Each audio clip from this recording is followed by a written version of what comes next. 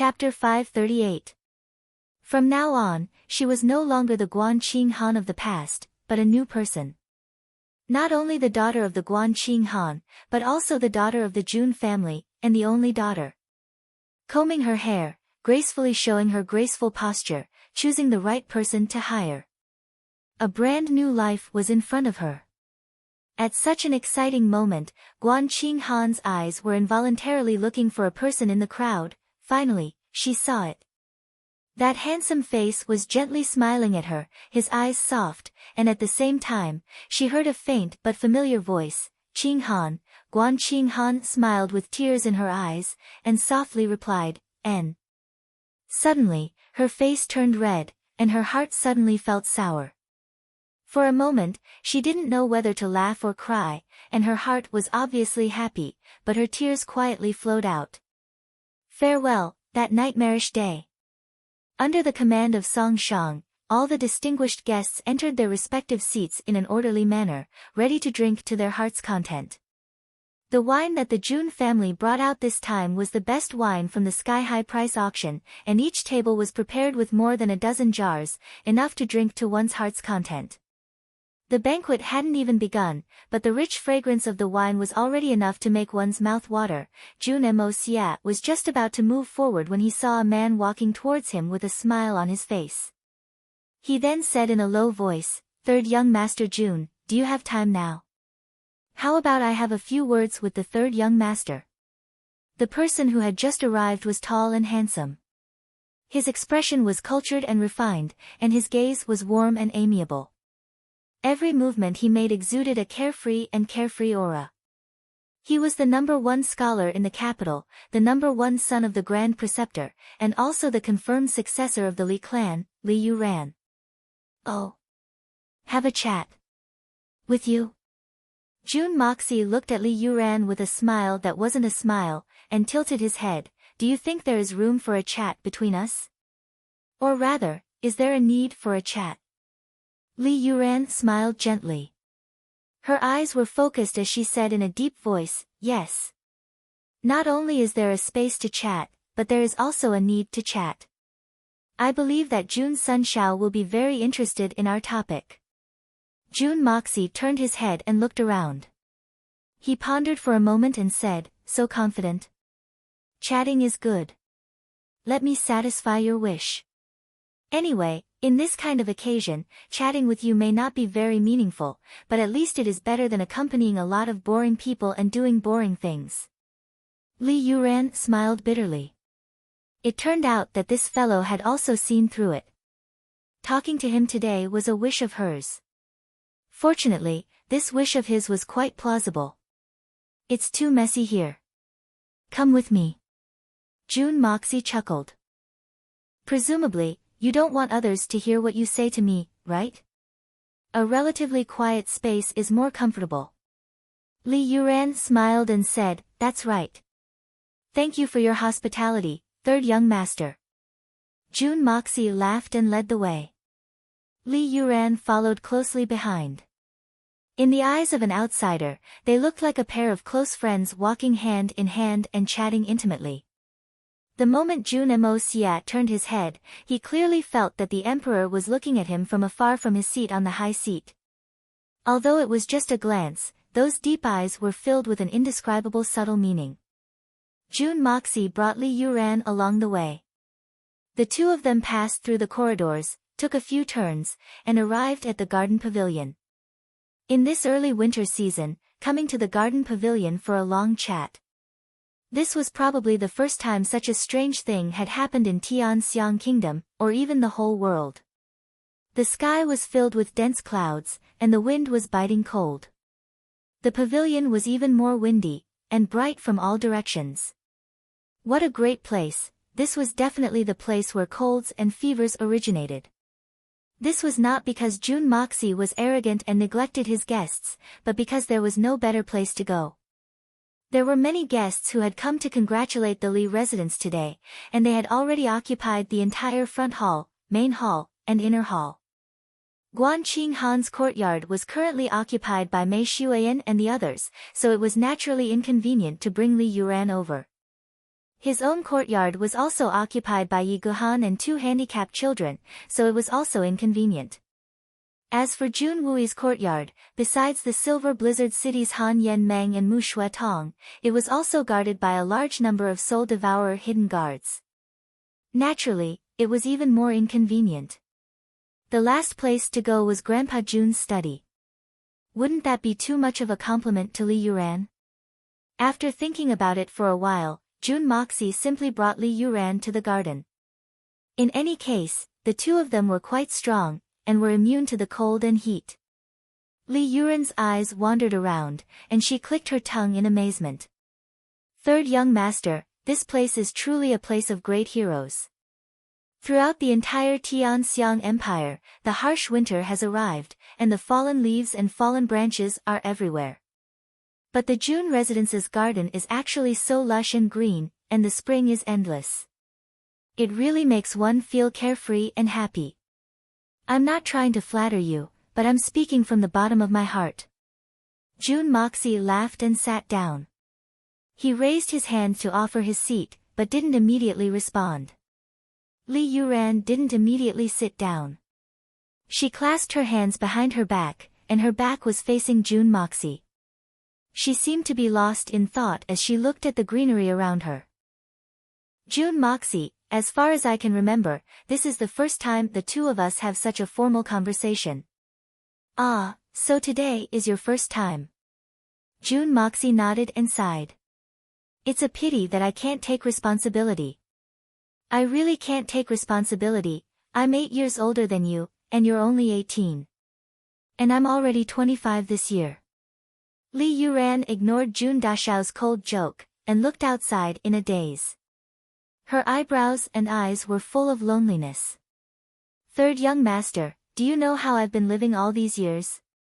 I don't know why, or maybe it's because I've been suppressing some things for too long, and I want to talk about them. Especially in front of you. Although we don't have that kind of friendship, but I really have this kind of desire. Third young master, if you have nothing to do, you might as well listen to it. Just treat it as a short story. It may not be exciting, but it's still somewhat interesting. He laughed self-deprecatingly. Without waiting for Jun Moxie's reply, he continued, these things have been suppressed in my heart for too long, but I've never had a suitable occasion or a suitable person to let it out. Today, I'm overwhelmed with emotions, and I really can't let it out. Perhaps this is the only time in my life that I'll talk about it. You talk, I'll listen. You and I may not become friends, but at this moment, I'll be a good listener. Jun Moxie's expression became serious, which was rare for him. At this moment, he could feel the loneliness in Li Yuran's heart, and he couldn't help but empathize with her. Li Yuran stood there quietly for a long time, as if she was adjusting her thoughts and organizing the words she wanted to say. Then, she slowly said, I remember it very clearly. My memory has always been very good. I still remember that when I was 3 years old, my grandfather took me away from my mother's knees. He said that since ancient times, a loving mother often leads to spoiled children, and that children who follow their mother for too long will never have a bright future. I still remember that my mother was heartbroken and crying. Her face was full of tears, and she knelt in front of my grandfather, begging him to take care of me for 1 more month. But my grandfather hardened his heart and didn't agree. He only allowed her to visit me once every month. That was the first and most profound memory in my life. It was my mother's tears. Li Yuran closed his eyes, and let out a long breath of white air. A rare flush flashed across his face, as if his emotions were fluctuating violently. After a while, he continued to speak, and his voice became steady. When I was 3 years old, my grandfather hired a Tianxian master with a large sum of money, and he conducted a month-long cleansing of my meridians to lay a solid foundation for my mystical qi. It was also from that time onwards that I spent every day in this cycle.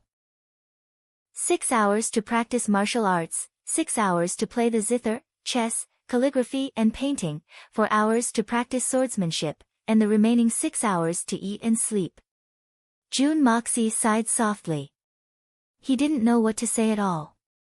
These children who were born in powerful families had a tough childhood, and the tempering of their youth. It was something that ordinary children didn't even dare to think about. The more direct the child was, the more they were valued by the elders. Therefore, when these children grew up, some of them would become such debauches, so irritable, and even perverts. This was because their personalities had been extremely distorted since they were young. They needed to release the accumulated pressure that had been accumulated for a long time. Therefore, once they were in power, they would often do many tyrannical things. From a certain point of view, the tyrants of the past were also formed in this way. King Zhou of Shang, Emperor Yang of Sui, and Wang Mang who ended the Eastern and Western Han dynasties were all like this. Before they ascended the throne and gained power, they were all extremely virtuous, but after gaining power, they became unimaginably tyrannical. When other children were playing, I also wanted to play. But they could, but I couldn't. Once I slacked off, my grandfather would order people to beat me and scold me. He was strict with me, 100 times more than he was with the other brothers. Or even more. Li Yuren's soft voice was like a whisper. When I was young, he told me that you are different from others. When you grow up, you will do great things. And I always remembered it in my heart. After countless times of beating and scolding, I finally completely accepted my own identity. An identity that was high and mighty. Li Yuren's expression was calm, as if she was talking about other people's matters. I could never speak loudly. I always had to be gentle and elegant. Even if I was angry to death, I still had to smile on my face. I had to smile sincerely and calmly. Even if my body was in excruciating pain, I still had to look indifferent, calm, and even happy. Because, my grandfather told me that perseverance is the most basic quality to achieve great things. At that time, the day my mother came to visit me every month could be said to be the happiest day of my life. Because on that day, although I still couldn't fall behind in my homework, all the martial artists and teachers who were supervising me would leave. My mother would accompany me to practice martial arts, swordsmanship, zither, chess, calligraphy, and painting. She would also cook for me. Then, she would stand quietly at the side and watch me practice martial arts. I also looked forward to that day every month. Usually, I didn't dare to relax, because I realized that when I made great progress, my mother's face would show surprise. She would be very happy. When she was happy, I was very happy. I wanted her to be happy every month. Li Yuren's eyes were closed tightly, and the corners of his eyes were a little wet. His face showed a tender expression, but his back was facing June Moxie, so June Moxie couldn't see it. Chapter 539. Almost everyone says that I'm a genius. I learn everything very quickly. But, they don't know why I'm so fast. I'm only a few years old. What does a child really know? They don't know that I'm only meeting my mother every month. I want her to smile a little more. I want her to be happy. However, this kind of dull but hopeful life only lasted until I was 10 years old. At that time, my grandfather had gradually begun to train me to be exposed to blood and politics. He would often ask for my opinion on certain matters. If my opinion was slightly inappropriate, he would reprimand me severely. One day, I went hunting with my guards, and I met a person. That person was my master. I shot an antelope with an arrow. But, I didn't kill it. So, I rode my horse and killed it with my sword. I tried hard to control my emotions. Then, a voice suddenly said, "You're cold-blooded. You're a good seedling." Then, a man appeared in front of me. He looked at me, and didn't speak any nonsense. He grabbed me, and touched all the joints of my body. Then, he said, "Very good." Then, he asked me if I wanted to worship him as my master. The bodyguards came to rescue me. But, that man was squatting down and talking to me. Then, he waved his hand, and the bodyguards fell to the ground. Then, he came to my house, and said that he wanted to accept me as his disciple. Li Yuran smiled bitterly and said, I knew that he was the cold-blooded master, Lei Wu Bei. He was the world's top peerless master. My grandfather agreed to accept me as his disciple after he found out about his identity. But, I didn't agree. I knew that I would never see my mother again if I went with him. But, I still went with him in the end. The first time I went home from my master's place was 2 years later. I was very happy. In fact, I was ecstatic. I was finally able to see my mother again after 2 years. I didn't rest or sleep while I was on horseback. It took me only 10 days to get home. I learned a lot from my master, and I made rapid progress. I wanted to tell my mother this good news as soon as possible. I wanted her to share the joy of my success. I didn't want to waste even a moment. I just wanted to hold her, or let her hold me. I loved that feeling, but I didn't see my mother when I got home. I looked for her everywhere, but no one told me anything. Even my mother's maid was missing. I couldn't do anything about it. I only remember that I felt very bad at that time. It was the first time in my life that I had tortured someone. I caught the Li family's housekeeper at night, and asked him about my mother's whereabouts. He refused to tell me at first. So, I pulled out 10 of his fingernails, and 10 of his toenails. Finally, he told me that my mother was dead. Li Yuran's tall figure trembled in the wind. 2 drops of tears slowly seeped out of the corners of her eyes. June Moxie sat quietly and listened.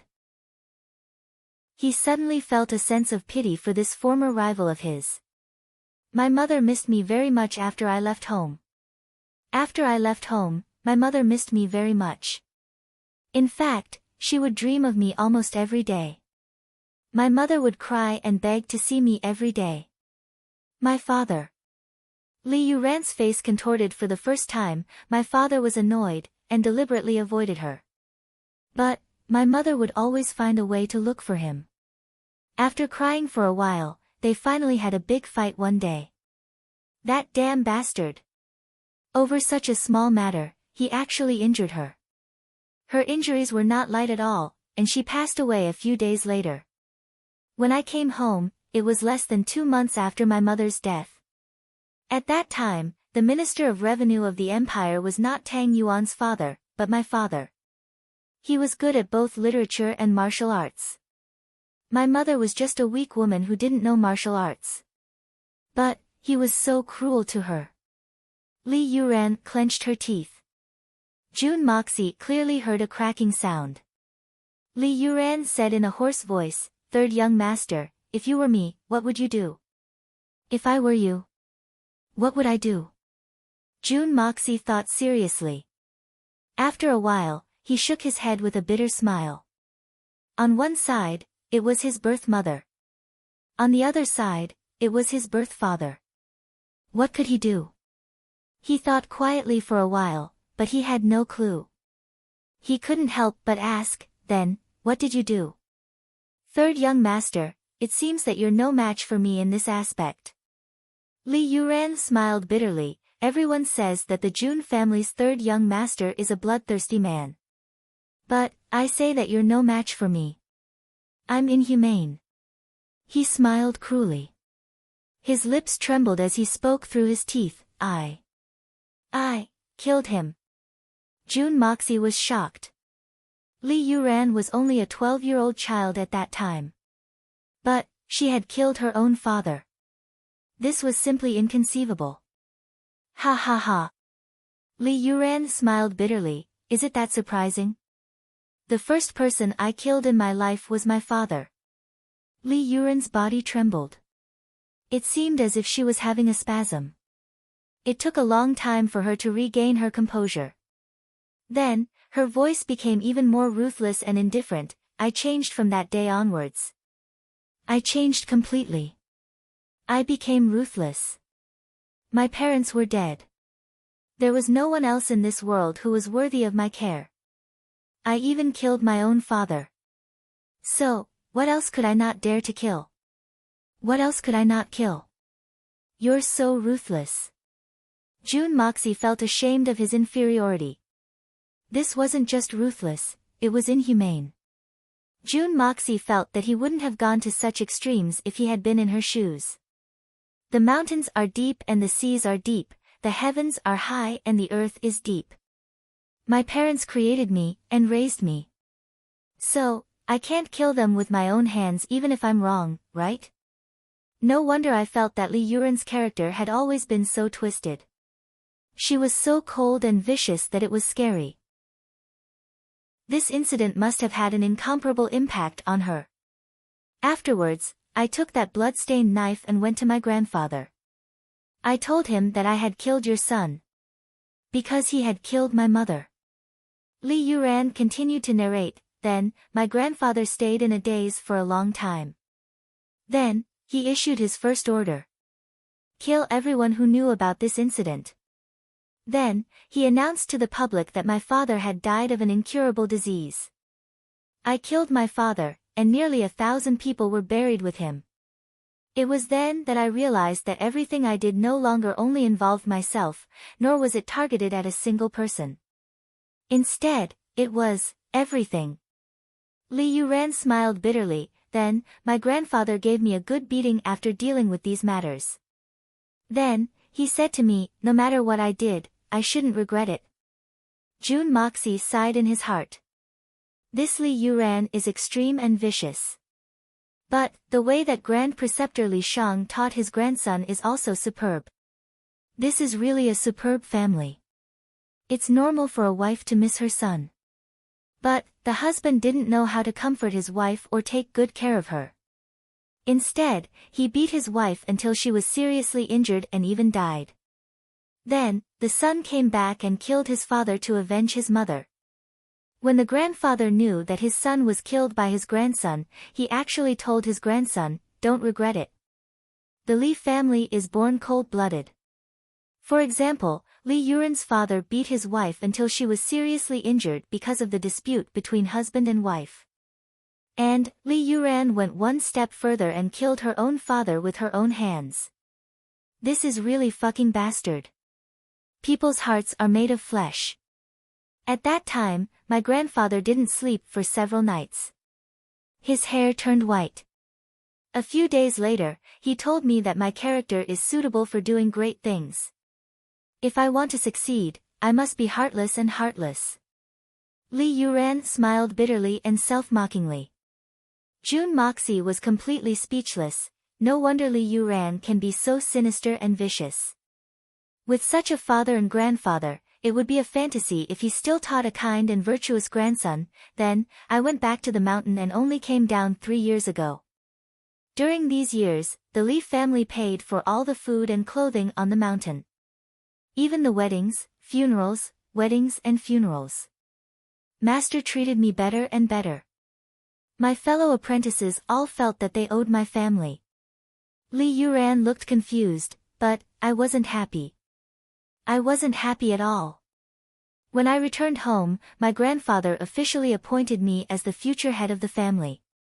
Then, he handed over all the family businesses in the mansion and outside to me. I was completely busy. But whenever I saw the people of the Li family, I would think of my father, that beast. That bastard. So, I hated him. Then, I got the power in my hands. So, I started to clean up the family. Every time I saw them suffer in front of me, and they didn't dare to say anything in front of me, I felt very happy. So, I suddenly understood that this was where my happiness came from. Li Yuran sneered, that's why I like to see others in pain. I like to see others being punished by me. The more painful they are, the happier I am. I especially like those days when I can make them cry with one sentence and make them laugh with another. It gives me a refreshing feeling of being able to turn my hand and summon clouds and rain with one turn of my hand. At first, I only targeted the Li family. But, I slowly realized that other people could also make me feel this way. And, what was even more unexpected was that, after I punished those people, the Li family gradually became more prosperous. Whether it was the business or the official circle, the Li family became more and more strict. This was really beyond my expectation. You punished so many vermin in the family, so naturally, the family became more prosperous. Moreover, you even dared to attack your own brothers and uncles. Who would dare to play tricks on the servants? It would be strange if the Li family didn't rise under such an iron fist. Jun Moxie thought to himself. He finally understood. So, this was the case. The main reason was that Li Yuran had killed her own father. She had completely aroused the devil in her heart. So, she had walked step by step to where she was now. Everything was because of this. Chapter 540. But all of this must be done with power. The more power one has, the more pleasure one can get. A cold light flashed in Li Yuran's eyes. So, I began to use all my enthusiasm to study tactics, to figure out how to get more power. Slowly, the whole family was under my control. But at that time, I found that I was no longer satisfied with a mere family. I wanted more power. So, I began to curry favor and suppress all my opponents. Slowly, I suddenly felt that one of my grandfather's words was the truth, Li Yuran said. That sentence? Jun Moxie asked curiously. If you want to succeed, you must be ruthless. Ruthless. Li Yuran's eyes flashed. It was the sentence my grandfather said after I killed my father. Therefore, no matter what I do, I will deliberately stay out of it. I will use the perspective of a bystander to do things, and I will see things more accurately. No matter who it is, as long as they hinder my plans, I will eliminate them without exception. Even if they are my closest relatives, I can give them up if the benefits are big enough. Li Yuran said gloomily, because, sometimes, if I care about my own feelings, I may not be able to achieve my goal. If I can't achieve my goal, I may fail. If I fail, it will be easy for me to lose everything. So, I can't have feelings. If I can't have feelings, I can only be ruthless. All things in the world, all living things in the world, are just my tools. Li Yuran sneered. If I'm at the top, I can have whatever I want. Even if I lost it before, I can easily get it back. Even if it doesn't belong to me, as long as I want it, I can get it. In the whole world, there is only me. His Majesty the Emperor was an excellent example. Murong Xiu Xiu and Yi Gu Han were a match made in heaven. Their families were well matched in terms of social status. They were a talented man and a beautiful woman. They were childhood sweethearts and had deep feelings for each other. But His Majesty wanted Murong Xiu Xiu, so Yi Gu Han's family became traitors overnight. Murong Xiu Xiu entered the palace not long after and became the empress. This matter inspired me greatly. Li Yuran clenched her fist. This incident only pushed you further down the path of becoming a demon. She doesn't love you, so what can you do even if you get her? Jun Mo Xia didn't agree with this. Even if she doesn't love me, I'd rather let her frown and cry under me than let her moan happily under someone else.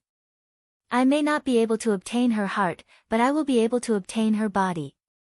This is much more profitable than those who can't even obtain her body. Moreover, I believe that as long as I work hard, even if her heart doesn't belong to me, it will completely belong to me in the future. Li Yuran coldly snorted as he spoke in a vicious manner. You're a pervert. Jun Moxie frowned. Li Yuran, you're finished. There's no turning back. Why should I turn back? What can I get if I turn back? Even if there's no turning back, there's still a long way in front of me. Li Yuran smiled sarcastically. Suddenly, as if she had lost all her strength, her shoulders slumped. He had been silent for more than 10 years and had never told anyone about it. Now that he had poured it all out, he actually felt weak all over and his heart was empty. He couldn't tell whether he was sad or happy. In fact, he didn't even feel the slightest bit relaxed. He only felt that in this short moment, he had walked through the past once again. She still felt depressed in her heart. But because she had an audience, she didn't feel so lonely anymore. June Sunshao, thank you for listening to me.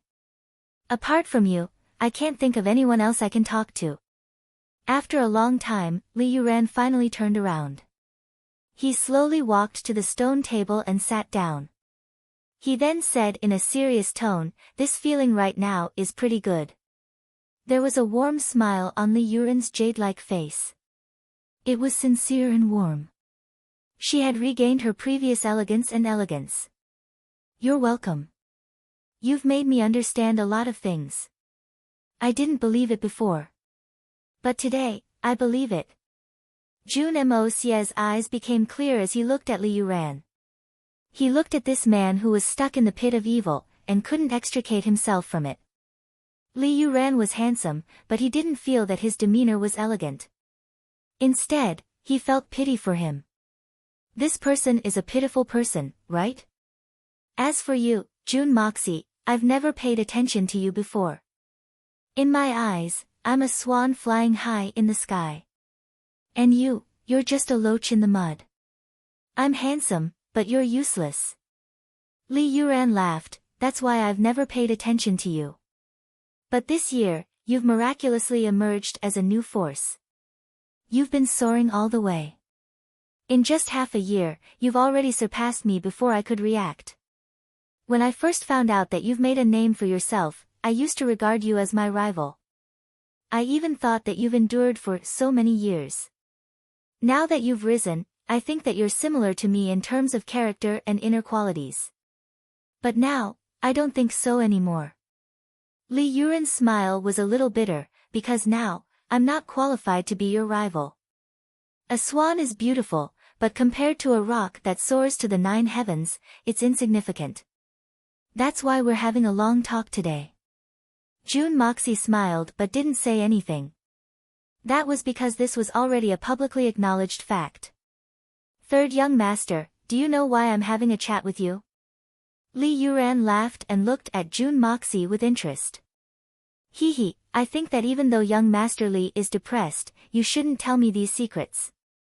Tell me your true intentions." Jun Moxie raised his eyebrows. "In the past few days, I've been faced with a new choice. It's a choice that might affect the future of my life. I can't make up my mind, so I'm here to ask for your opinion." Li Yuran spoke very seriously, even a little solemn. "Faced with a choice. You're here to ask for my opinion?" Jun Moxie was stunned. "Li Yuran, young Master Li, have you taken the wrong medicine?" "Yes. I must ask for your opinion." Li Yuran's eyes suddenly became deep and profound. "That's because you will play a vital role in it. Tell me about it." "It's actually this kind of involvement. It's also a coincidence that my master recommended me to the Great Golden City. Ma Jiangming went to the Li family to see me 10 days ago because of this matter. He felt very satisfied after observing me for a while. As long as I agree, I'll be the successor of the Great Golden City. In other words, I'll have the opportunity to witness the war for seizing the heavens in a few years. Moreover, I'll have the opportunity to participate in the next war for seizing the heavens. In fact, I might even become the decision-maker." Li Yuran's expression became serious. "This time, the Great Golden City will choose a dozen youths as candidates. Jun Moxie, you're probably the one who understands me the most. As long as I go, no other youth can be my opponent. I'm convinced of this point." Jun Moxie said sincerely. If Li Yuran's intelligence and vicious nature can't win, then the people of this world are too monstrous. At the same time, his heart skipped a beat. So, Li Yuran is facing such a choice. No wonder he's being so open and honest today. No wonder he's being so blunt today. He's completely different from before. Jun Moxie faintly understood the real purpose of Li Yuran's visit. "But, if I go, I'll have to give up the fruits of my hard work all these years. I'll have to transfer my worldly power to another level of peak power. But, I've already put in so many years of hard work. I'm not that far from the goal in my heart. I'm really reluctant to give it up. But, I'll have to start all over again if I agree, Li Yuran said slowly. It seemed as if he was thinking about what to say. Jun Moxie didn't speak. Instead, he quietly waited for her to get to the point. Li Yuran remained silent for a long time. Then, she suddenly raised her head, and looked straight at Jun Moxie. She then spoke in a low voice, Jun Moxie, will you oppose me if I become the emperor of the Tianxiang Empire? Or, will you oppose me?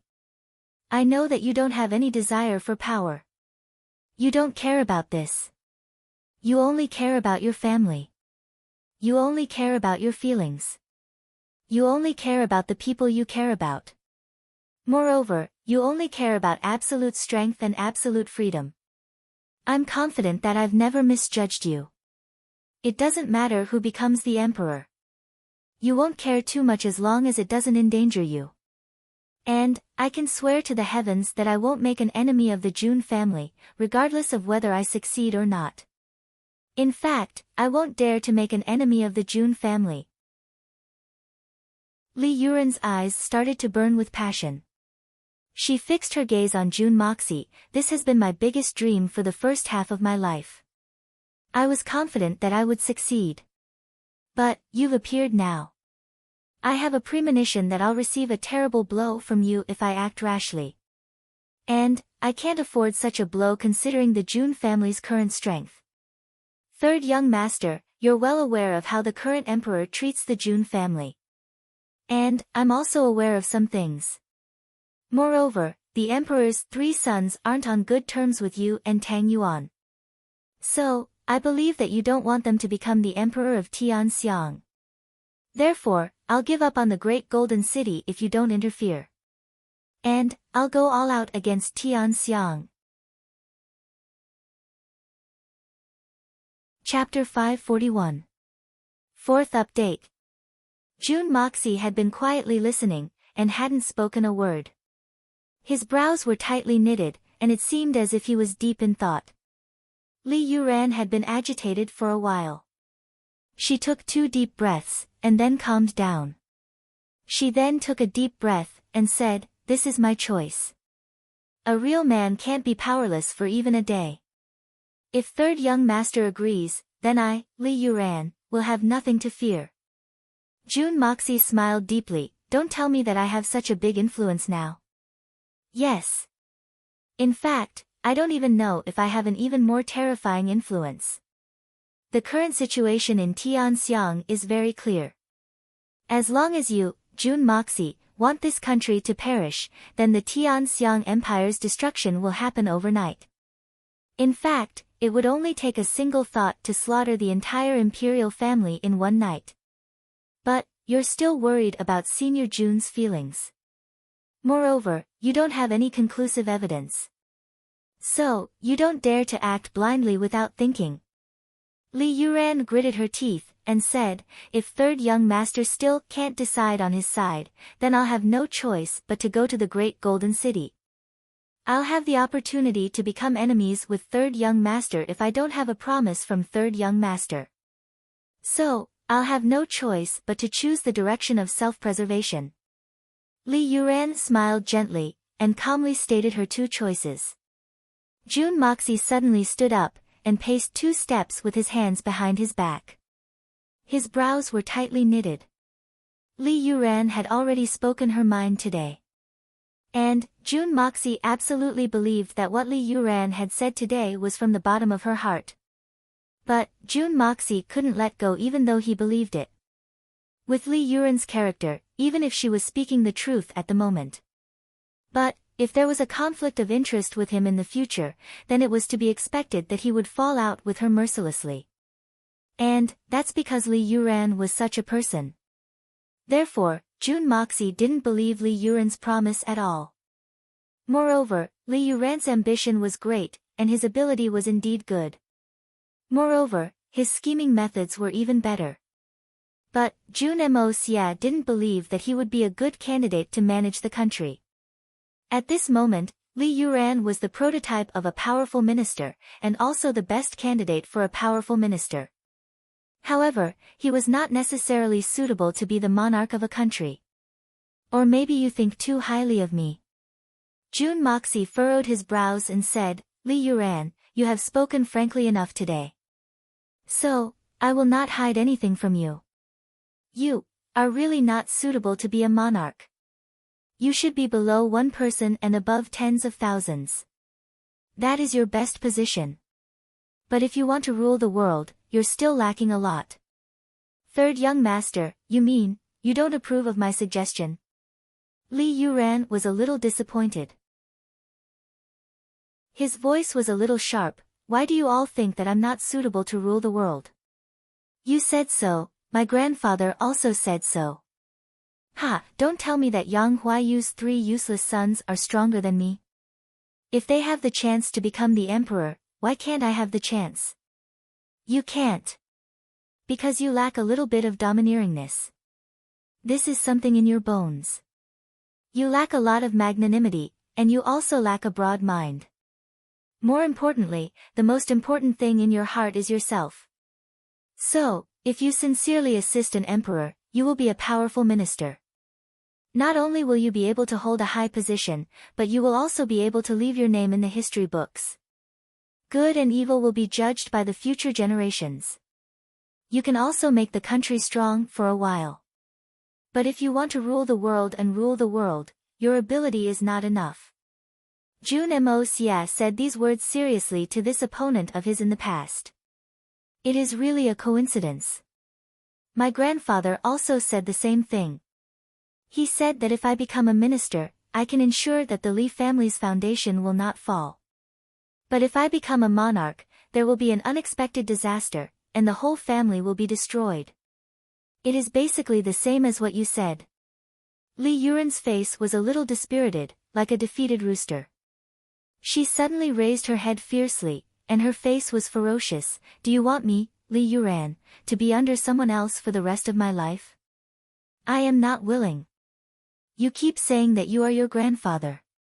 In fact, your whole life has been shaped. You have always been under your grandfather's shadow, but you don't feel uncomfortable. Jun Moxie said sharply, in the imperial court, you are below the emperor. In the family, you are below your grandfather. Among the people of the same generation, you are below me.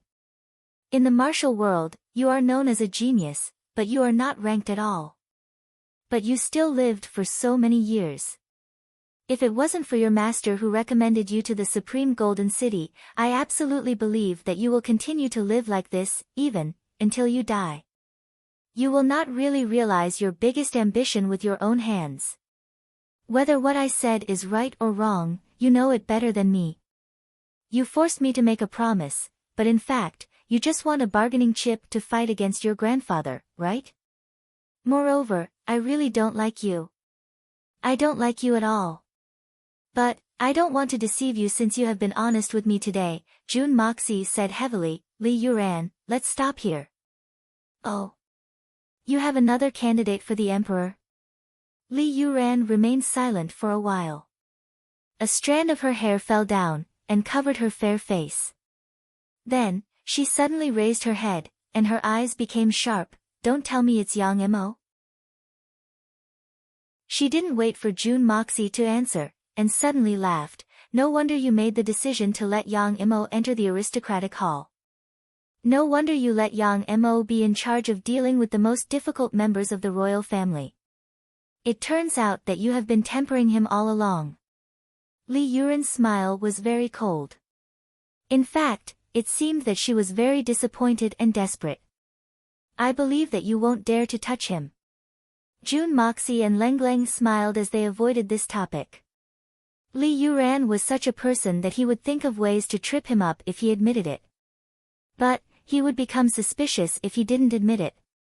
So, it would be better for him to be suspicious and indecisive if he didn't admit it. Moreover, Jun Moxie's words could be said to be a blatant threat. Yes, I won't dare to touch him now. In fact, I won't even dare to touch him in the Tianxiang city. Li Yuran laughed heartily. In that case, I choose to go to the Great Golden City. But, I will come back when my strength has reached the point where I dare to move. Perhaps, everything will have changed by then. You know too little about the high-level world of Xian experts. The world doesn't only consist of power and influence. June Moxie said thoughtfully. Perhaps, I will become your enemy when I go to the Great Golden City. Li Yuran raised her head and looked at June Moxie. Because of your relationship with Tian Fa, I have understood some things during this period of time. No, you won't. You definitely won't. June Moxie sneered, because you are very smart. Perhaps, you would have done something before I rose to power. But, you won't dare to do it now. As long as I, June Moxie, am not dead, you won't dare to make an enemy of me. But, if I die, the first person to hit the June family when they are down will most likely be you. Third young master knows me too well. Li Yuran smiled confidently. Although I am smart and shrewd, I still have this problem of being overcautious. That's why you are not suitable to be the emperor. June Moxie said coldly. I won't give up, I definitely won't give up. Man can conquer nature. Li Yuran stood up. June Moxie, I have to go. I will go to the Great Golden City in 3 days. Perhaps, we will meet again in the indefinite future. Just as you said, you have never liked me. In fact, I am the same. I have always treated you as an opponent. I have never thought of becoming friends with you. In fact, I have never thought that one day we would be able to have such a peaceful conversation. But, before I leave, I will give you some words. What words? June Moxie raised his eyebrows in interest. You must be careful these next few days. You must be very careful. Li Yuran laughed out loud and said, consider it a small reward from me. Although you didn't agree to any of my requests, and you didn't give me the promise I wanted, but you listened to me. Moreover, I don't want you to die in the hands of others. I have always thought that if I can kill June Moxie with my own hands, it would be a very happy thing for me. I believe that this wish of yours won't come true in this lifetime. June Moxie's eyes flashed as he stood up. I have been a hypocrite for half my life, but you, June Moxie, will be a real villain for the rest of your life. In fact, both of us will feel lonely if one of us is missing. This wish of mine doesn't come true. Although we are not destined to be friends in this lifetime, but you will always be my motivation. Li Yuran laughed. Suddenly, his face changed. Third young master, goodbye. He cupped his hands, turned his head, and left without looking back. He hadn't achieved any of his goals today. His requests to June Moxie had also been met with tragic setbacks. But, he had immediately let go of them. He didn't seem the least bit dissatisfied or angry. In fact, he had even reminded June Moxie before he left. June Moxie slowly sat down. Li Yuran's words were very interesting. From his words, it could be heard that the people from the 3 Holy Lands had already arrived. Moreover, they were about to take action against the June family. Li Yuran's gift could be said to be not light, it was not light at all. Although you look down on the Li family from the bottom of your heart, it doesn't mean that you don't have any worries. Although you advocate ruthlessness and heartlessness, you still have feelings. People are always people. How can they be heartless? June Moxie whispered as he watched Li Yuran's figure disappear around the corner. Li Yuran had given such a big gift before he left for the Great Golden City. It wasn't because he liked June Moxie. It wasn't because he wanted to repay June Moxie for listening to him today. It was because he didn't think that the Tianxiang imperial family would succeed. As long as June Moxie made his move, the Tianxiang imperial family would change overnight. Therefore, Li Yuran had done a big favor for the Li family. It was tantamount to a life-saving talisman for the Li family. There was only one meaning to it. I hope that you will be lenient towards the Li family when that time comes. At least, don't bring disaster to the fish in the pond. Li Yuran was a very smart person. He was worthy of the title of the #1 scholar in Tianxiang. He had accurately guessed June Moxie's thoughts. But, he had resolutely chosen to keep it a secret for June Moxie. He hadn't made any requests, threats, or conditions in exchange. That was because he clearly knew that he couldn't afford to provoke June Moxie. Even if he did, he wouldn't get anything in return. So, he might as well sell it. June Moxie shook his head and sighed. If Li Yuran had dared to offend him or say anything rude, then he would have been dead. June Moxie wouldn't have minded killing him on the spot. However, Li Yuran was very smart. He didn't give him any reason to attack. Or perhaps, June Dashao appreciated him a little. After all, did the evil monarch need a reason to kill someone? A gust of wind blew in the sky. Snowflakes fluttered down and fell on his face and hands. The coldness seeped into his heart. Chapter 542. That night, Lei Wu Bei, Shi Changshao, and the others didn't leave. They stayed at the June residence. Since the guests didn't want to leave, the host naturally couldn't send them away. Especially since they were the great masters. Grandpa June and the others felt a little strange. It was already unexpected that the two great masters would come, but it was even more strange that they would stay here. On the other hand, Feng Wanyun stayed with Solitary Falcon. The sound of the wind started to die down in the afternoon. Then, it slowly disappeared. The world was quiet. Only the silver snowflakes, with a dreamy color, were falling slowly. The ground, the trees, and the roofs were all covered with a thick layer of snow. The land was covered in white and hazy.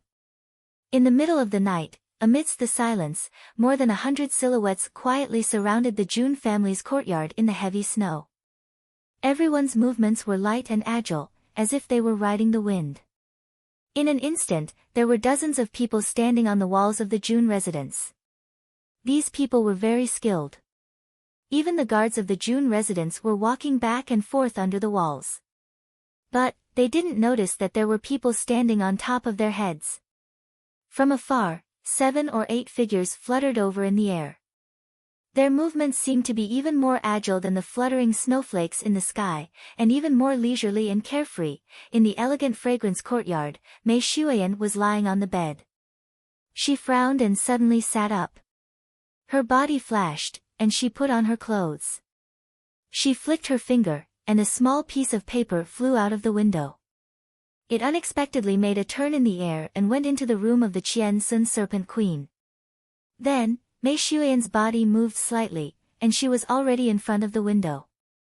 She looked out and saw that there were countless people in black in the sky above the June residence. They were slowly falling along with the snowflakes. Mei Shuiyan's eyes flashed with a murderous look. Her face was as cold as ice. Suddenly, she opened the door and floated out silently. In a flash, her slim body was like a fairy in the sky. She rose more than 100 feet and stood firmly on the top of the June residence's tower. Lengleng shouted, "How could the 3 holy lands be so despicable? They even did such a despicable thing as sneak attacking the people of the secular world. How despicable!" At the same time, Mei Shuiyan's frightening aura surged out in all directions.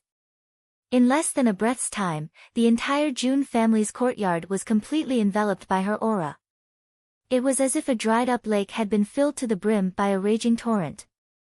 There was no sign of stopping. Hundreds of rivers converged, and the aura was majestic. It was accompanied by countless bolts of lightning that ruthlessly wreaked havoc in the entire space. On the top of the tower, Mei Shuiyan's clothes were whiter than snow. Her long hair cascaded down like a waterfall. Her slim and graceful figure stood proudly. Her exquisite face was exuding a chilling coldness. Her aura rolled up the first heavy snow of the winter. The fluttering cotton floated around her slowly. At this moment, Mei Shuiyan looked like a celestial being. However, this celestial being had an earth-shattering murderous aura. Mei Shuiyan was truly angry at this moment. Facing the despicable actions of the 3 holy lands, she had always been graceful and elegant. She had always looked at the bigger picture, but this time, she finally revealed her murderous aura for the first time. It was really murderous. It was an awe-inspiring murderous aura. Swoosh swoosh swoosh. A series of sounds of clothes fluttering could be heard. Mei Xuan secretly counted. There were a total of 90 figures rushing over from all directions and gathering at the foot of the tower. They had gathered here because they had no other choice. These people were all top-notch experts. The leader was even more experienced. He quickly judged that in this kind of situation, if they were to forcefully disperse their strength, those who were relatively weaker would not be able to withstand a fatal blow from the beautiful lady at the top of the tower. They could be defeated and killed at any time. The experts on their side might not even be able to save them in time. Under the pressure of Mei Xuan's abnormally powerful aura, the 90 top experts from the 3 Holy Lands had no choice but to change their initial plans. They gathered together. If they gave Mei Xuan the chance to defeat them one by one, the current Mei Xuan would definitely not be polite. Just the powerful aura of one person was enough to make 90 top experts tremble in fear. Mei Xuan's strength could really be said to be earth-shattering. At the same time, countless powerful auras surged into the sky. The dense snow was actually pushed away in an instant. It was as if an invisible dome was propped up above the Jun family's courtyard, blocking all the snowflakes outside. The aura surged back, and Mei Xuan's clothes fluttered in the wind. The 3 Holy Lands are not up to you to make thoughtless remarks. We are all doing this for the peace of the world and for the common people. What do you know? A strange, ear-piercing voice rang out. This disgusting voice sounded like a mouse grinding its teeth in the dark. It also sounded like the shrill cry of an owl on a grave. It also sounded like the gates of hell had been opened, and evil spirits rushed out. In short, it was as ugly as it could be. As this voice rang out, a person floated out of the crowd in a trance. Yes, he floated out, because his feet didn't move at all, and his body didn't move in the slightest. He just floated out just like that, like a ghost. Under the reflection of the quiet snowy light, this person's hair was disheveled, his face was haggard, and his cheeks were sunken. One of his eyes was emitting a cold light in its socket, and the other eye was actually just a hole. A black hole. As he floated in a trance, one could see that his left sleeve was fluttering behind. It was obvious that he did not have an arm inside. One of his trousers was also empty, and one of his legs was missing. If one looked closely at his head, one could also see that this person only had one ear left. He stood there like a zombie that had just jumped out of the grave, ghastly and eerie. This person was seriously disabled. Mei Xuan's expression changed. She knew this person. And, the reason why she knew him, was because he was the one who had led the ambush that year. This person's surname was Yu. His original name was Yu Disheng. He had a good personality. However, he had been disabled after he had been defeated. Only half of his body had been left. Therefore, he had gained the nickname of half-bodied. However, he didn't care about it. Half-Bodied's name had spread far and wide over time, and no one had called him Yu Disheng anymore. This name was somewhat comical. However, this person wasn't comical at all. He had a habit of splitting half whenever he saw someone. However, this splitting half didn't refer to his property. Instead, it referred to his body. He would split half whenever he saw half-bodied. This person was disabled, but he was extremely strong. Moreover, his status was even higher. He was the chief steward of the hermitage. He was known as a cold-faced, iron-hearted, and ruthless person. Moreover, his Xian cultivation was also quite outstanding. In fact, he had rarely met a worthy opponent in his life. In fact, he had besieged Mei Xuan last time. And, Mei Xuan wouldn't have received such serious internal and external injuries if this person hadn't gone all out to contain her. This time, it was quite a coincidence that he had led the team here. It seemed that enemies were bound to meet on a narrow road. He raised his head in a gloomy manner.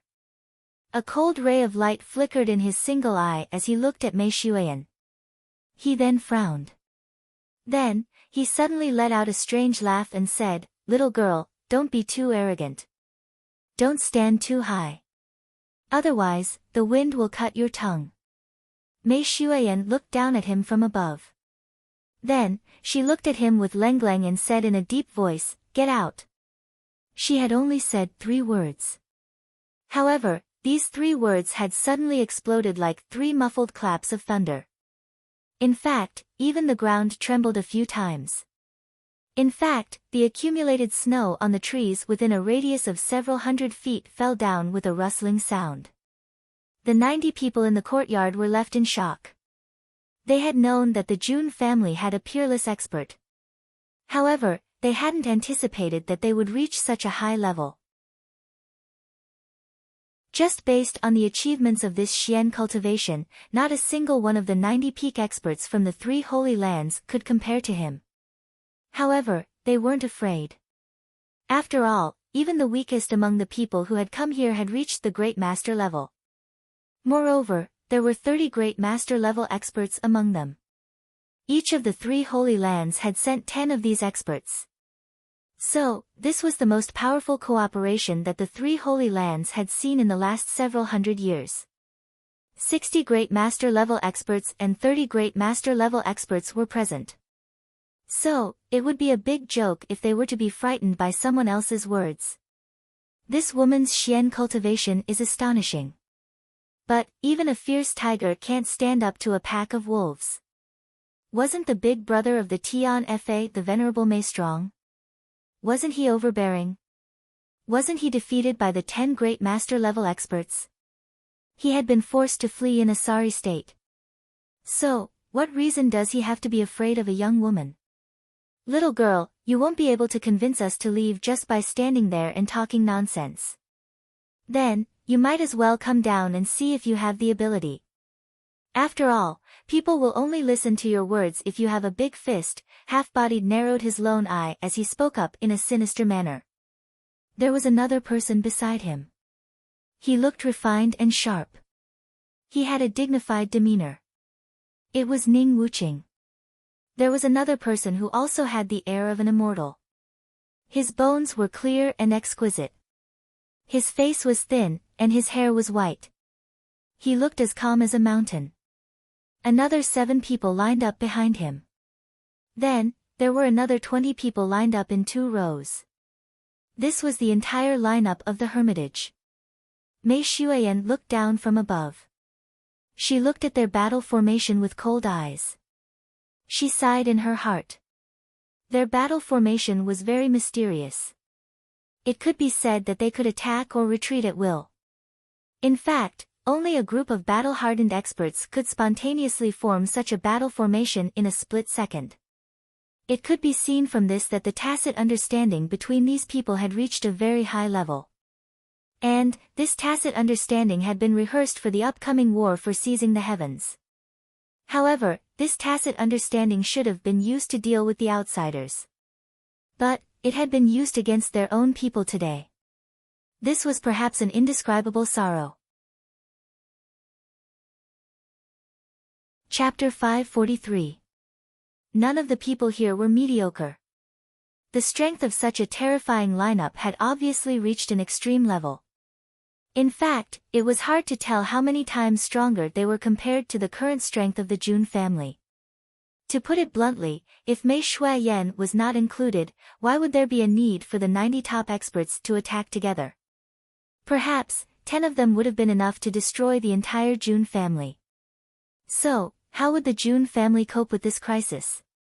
It seemed that there was no hope for the Jun family to survive under the current circumstances. They could only drag a few people down with them at most. Moreover, they might not be able to drag the key figures of the other party down with them. The disparity in strength between the 2 sides was too great.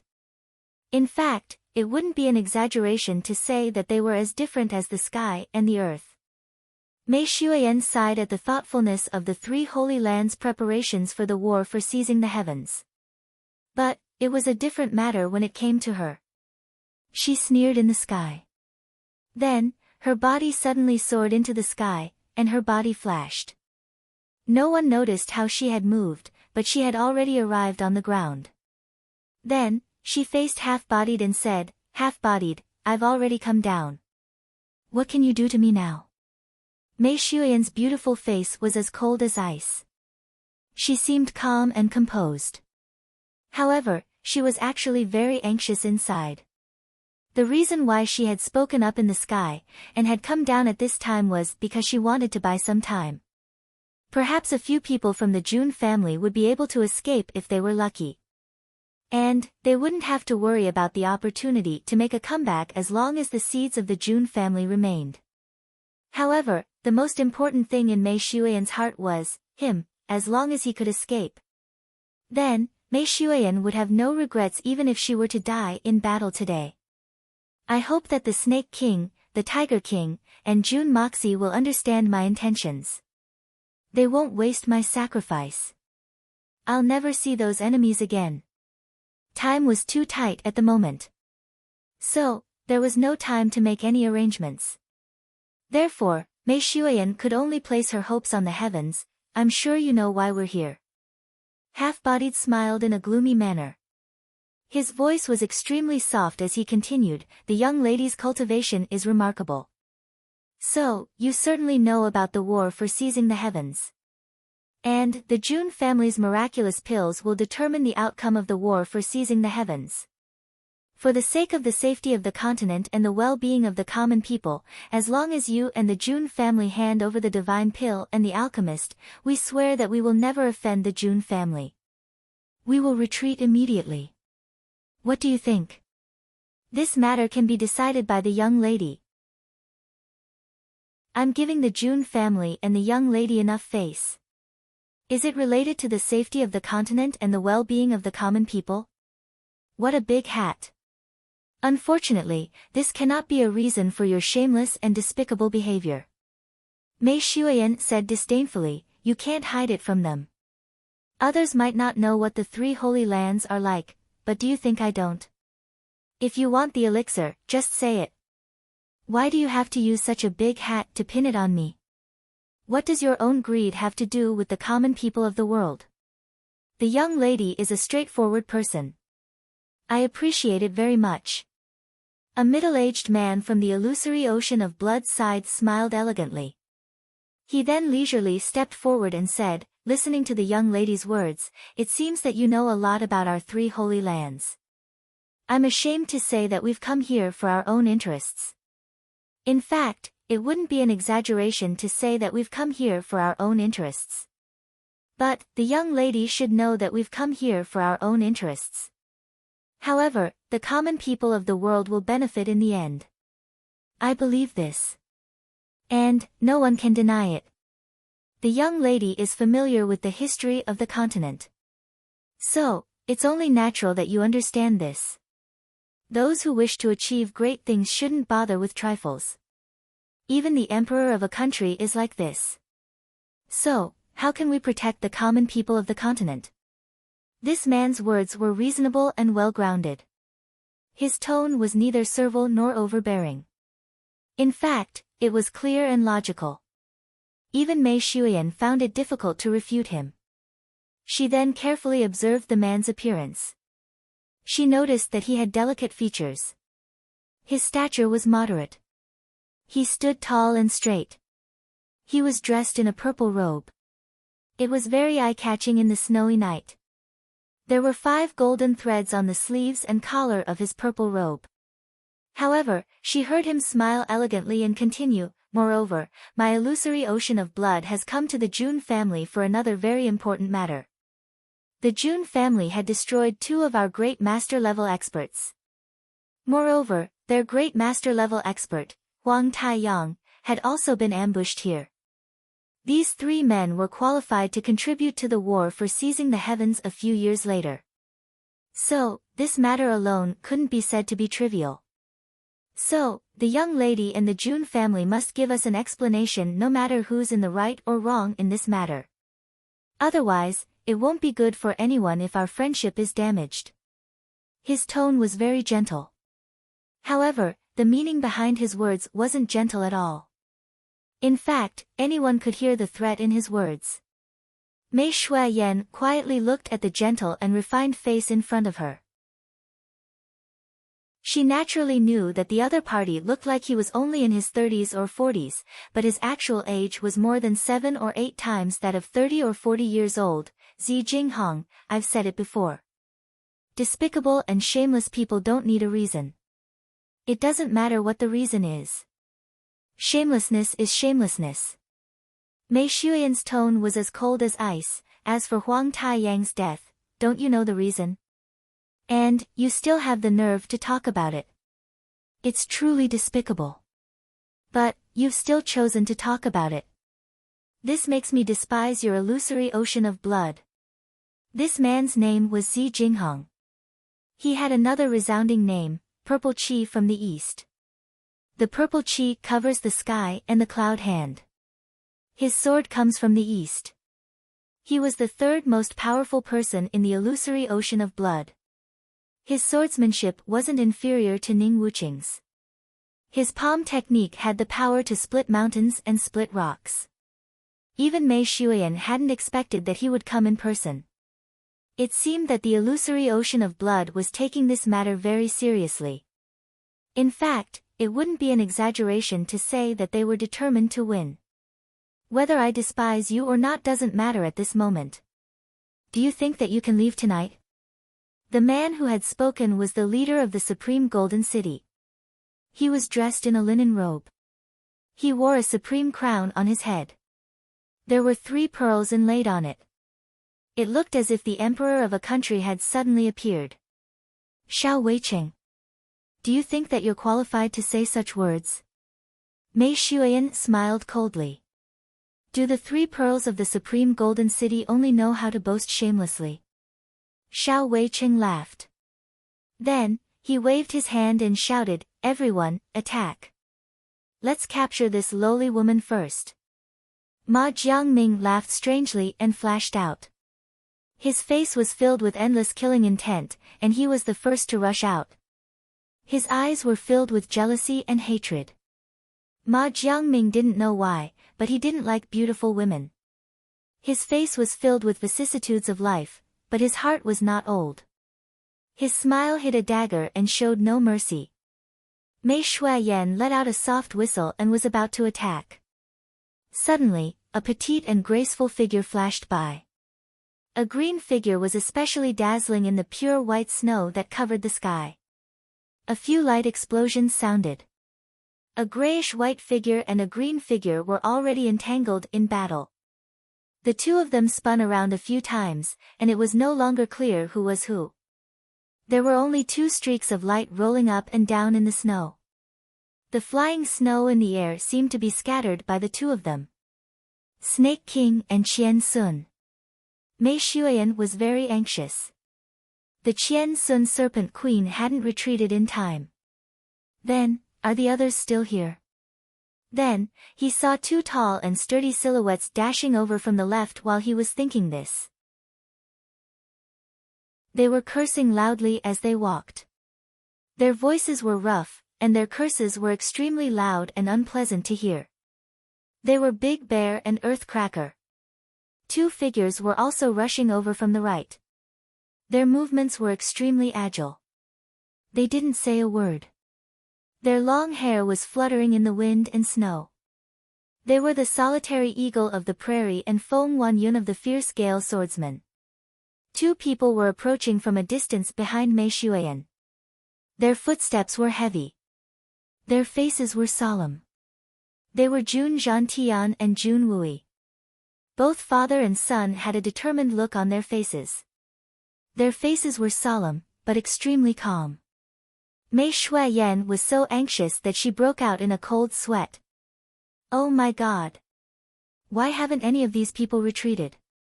Aren't they just throwing away their lives in the face of such an overwhelming enemy?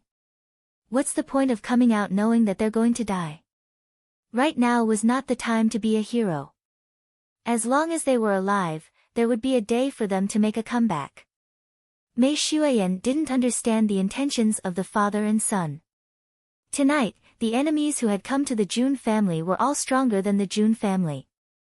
The Jun family was on the brink of life and death, but both of them had the same unyielding spirit in their hearts. How could they let their guests stand in front of them at such a time? Even if they had to die in front of them. Because this was the Jun family. As long as Mo Xia could escape, the Jun family would rise again sooner or later. Today's blood feud would be repaid one day. Solitary Eagle's mind was on the Jun family. Ever since he arrived at the Jun family, he hadn't contributed much. Instead, he had received great kindness from them. Solitary Eagle was a person who could clearly distinguish between kindness and hatred. He felt that he had let down the Jun family. How could he not repay such a great kindness? Now that the enemy was attacking, Solitary Eagle didn't hesitate and rushed out. As for Feng Wanyun, he was feeling extremely complicated. He had already escaped once in Tiannan.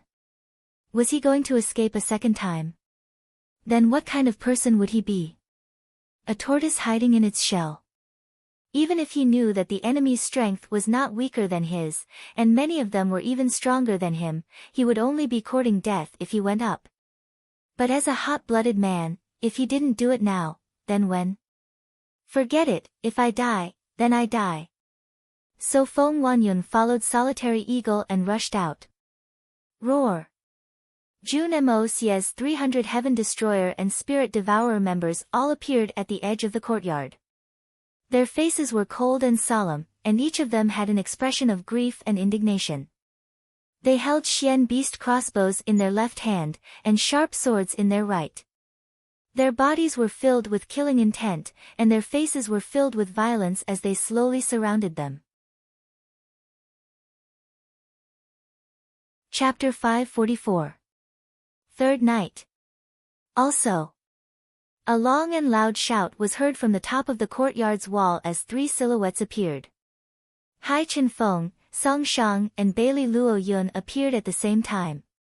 The long silver swords in their hands reflected the snow-white light. Hai Chenfeng laughed heartily. Old Song, I never thought that the two of us would have the strength to fight so many great masters. This is truly a joyous matter worthy of celebration. Song Shang sneered as he grabbed the wine gourd from his back and took a big gulp. His heroic spirit soared as he roared, delightful. It wasn't clear whether he was happy drinking or agreeing with Hai Chenfeng's words. Old Song, if there's a next life, I, Hai Chenfeng, will invite you to drink wine for the rest of your life. Hai Chenfeng laughed heartily as his heroic spirit soared to the sky. Song Shang suddenly smiled and said in a loud voice, "It's a deal. It's a deal." Hai Chenfeng promised in a deep voice, "Let's clap hands to make an oath." Clap. The two men clapped their hands together as they made an oath of brotherhood in their next lives. Both of them were experienced men who had experienced hundreds of battles. So, how could they not know that they had reached the end of the road tonight? How could there be any hope of survival in the face of such a powerful opponent? However, the two men were still laughing and cursing each other. Their expressions were still heroic and free. Good man. I want to drink your wine in your next life. If you don't think that I'm not qualified enough, then leave me a share. Bailey Luo Yun's face was as cold as ice as he flashed to the two men's side. His eyes were burning with passion. Hai Chenfeng and Song Shang looked at each other in amazement. Then, they suddenly laughed and said, "Who said that you're not qualified?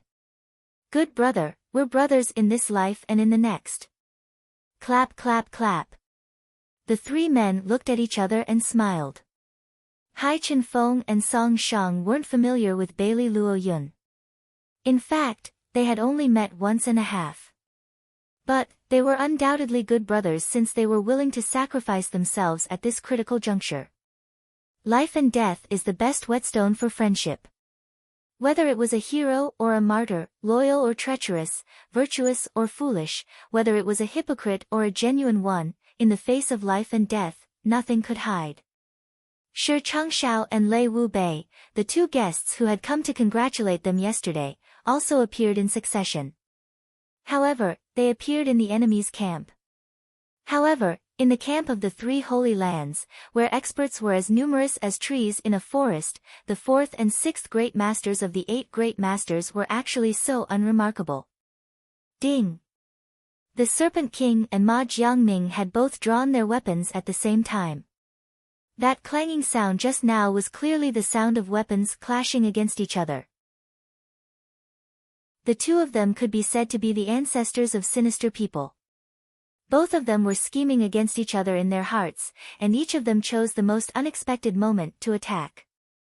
Who would have thought that they would coincidentally bump into each other? In this exchange, Ma Jiangming's figure hurriedly retreated.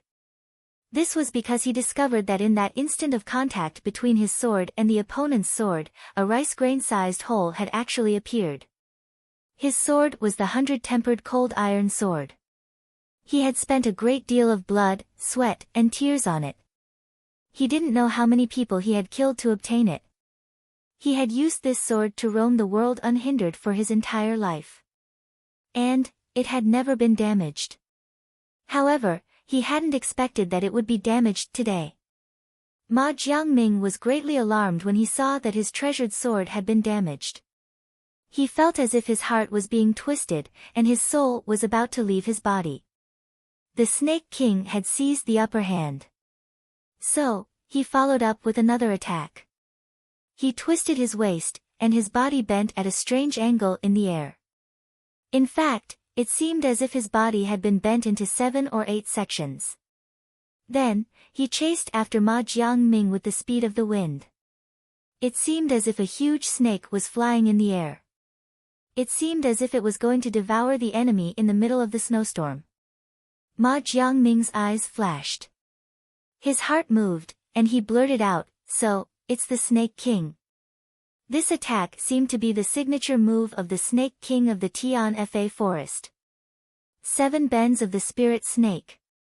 However, Ma Jiangming felt that something wasn't right. The Snake King had fought Lei Wu Bei of the 8 great masters a few days ago. And both sides had ended in a draw. So, he could judge from this that the Beast King's body was famous for its valiant physical strength. But, the Beast King was only at the Great Master level. So, how could he have forced Ma Jiangming to retreat? Moreover, the speed of this girl in front of him was much faster than the legendary Snake King. Too much. Ma Jiangming couldn't catch his breath at this astonishing speed. How could the Snake King, who was at most at the Great Master level, possess such speed? The Snake King's pursuit had already caught up with Ma Jiangming by the time this thought flashed in his mind. The Snake King raised his sword high in the air, and a silver light sprinkled down like a waterfall. Ma Jiangming roared, and raised his sword to block and counterattack. However, this wasn't the time to cherish his sword. He was afraid that he would lose his life if he didn't stake everything in this fight. The sword was certainly precious. But, it wasn't as precious as his life. The Qian Sun Serpent Queen sneered as she saw this. Her long sword collided with Ma Jiangming's sword with a shua sound. But, it didn't issue the deafening sound that Ma Jiangming had expected. That was because the Snake King's sword had softened at this moment. It seemed as if it had turned into a real snake, and had coiled itself around Ma Jiangming's sword.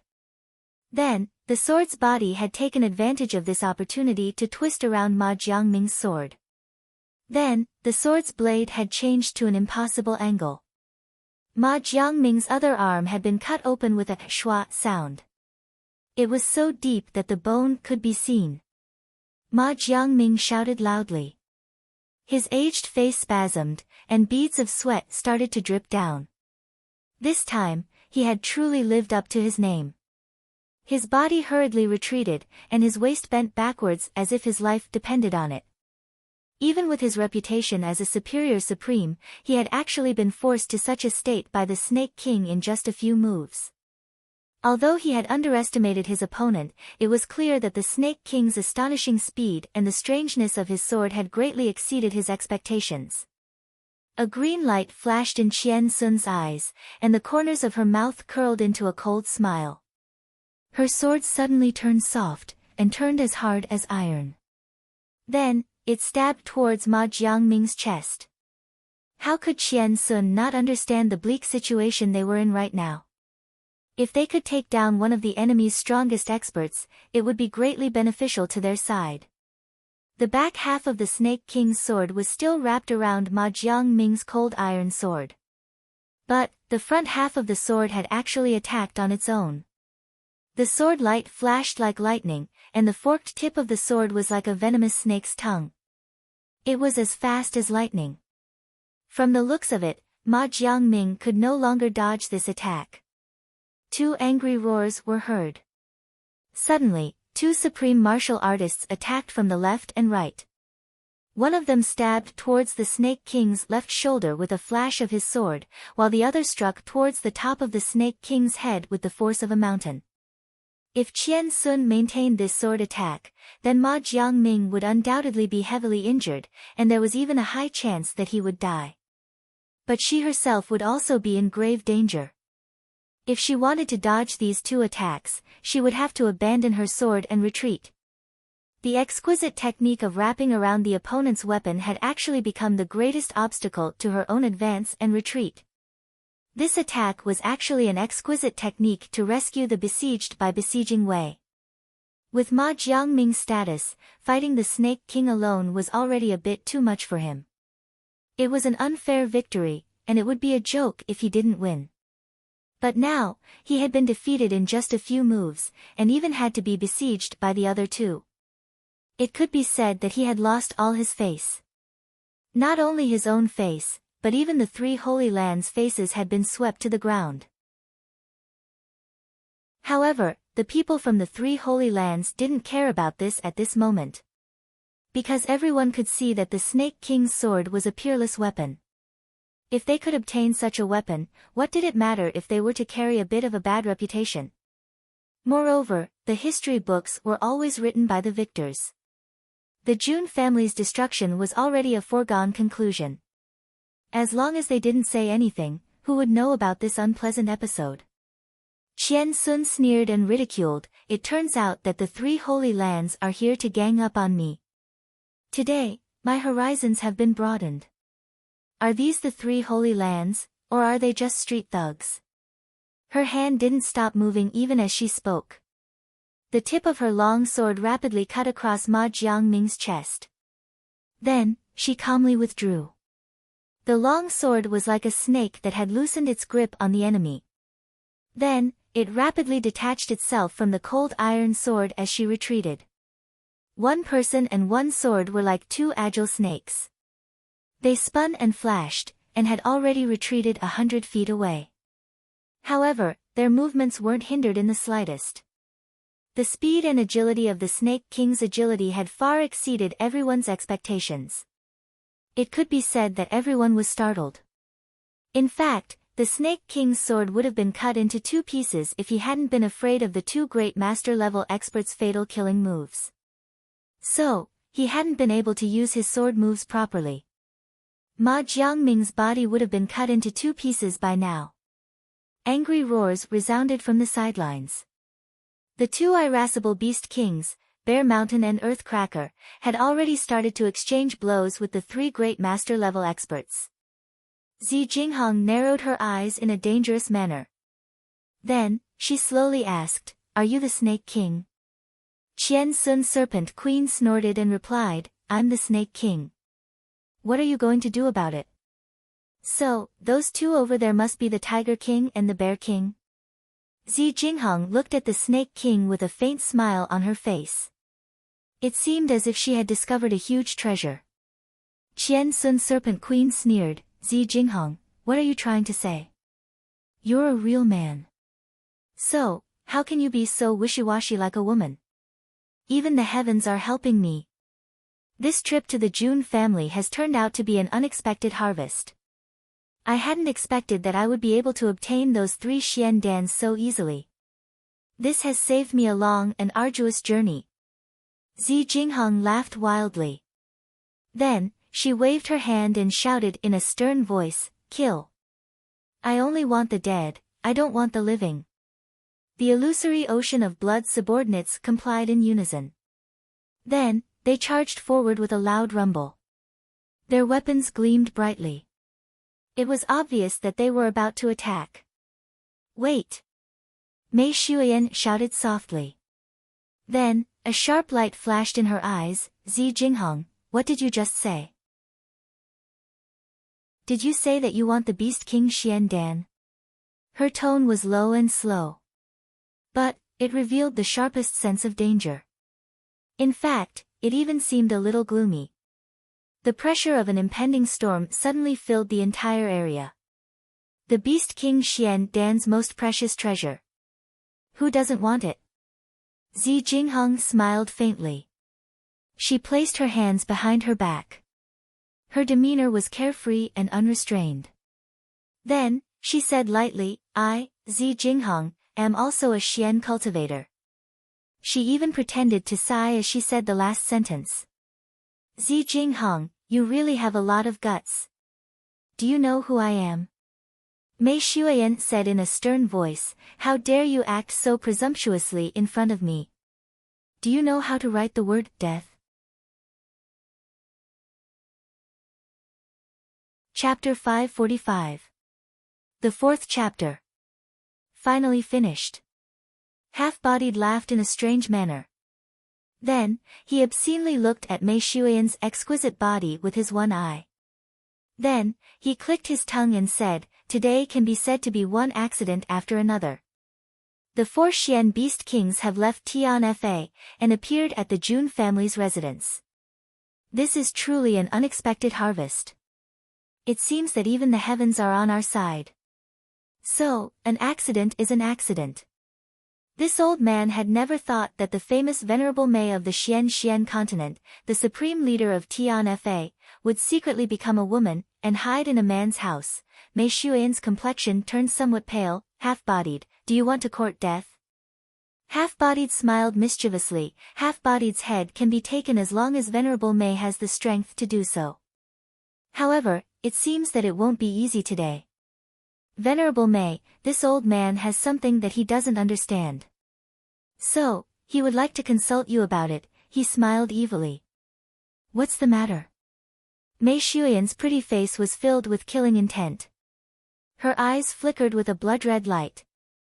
"Venerable Mei is very experienced and knowledgeable. Can't you find another man after so many years? I've heard that the Jun family's brat isn't even 20 years old.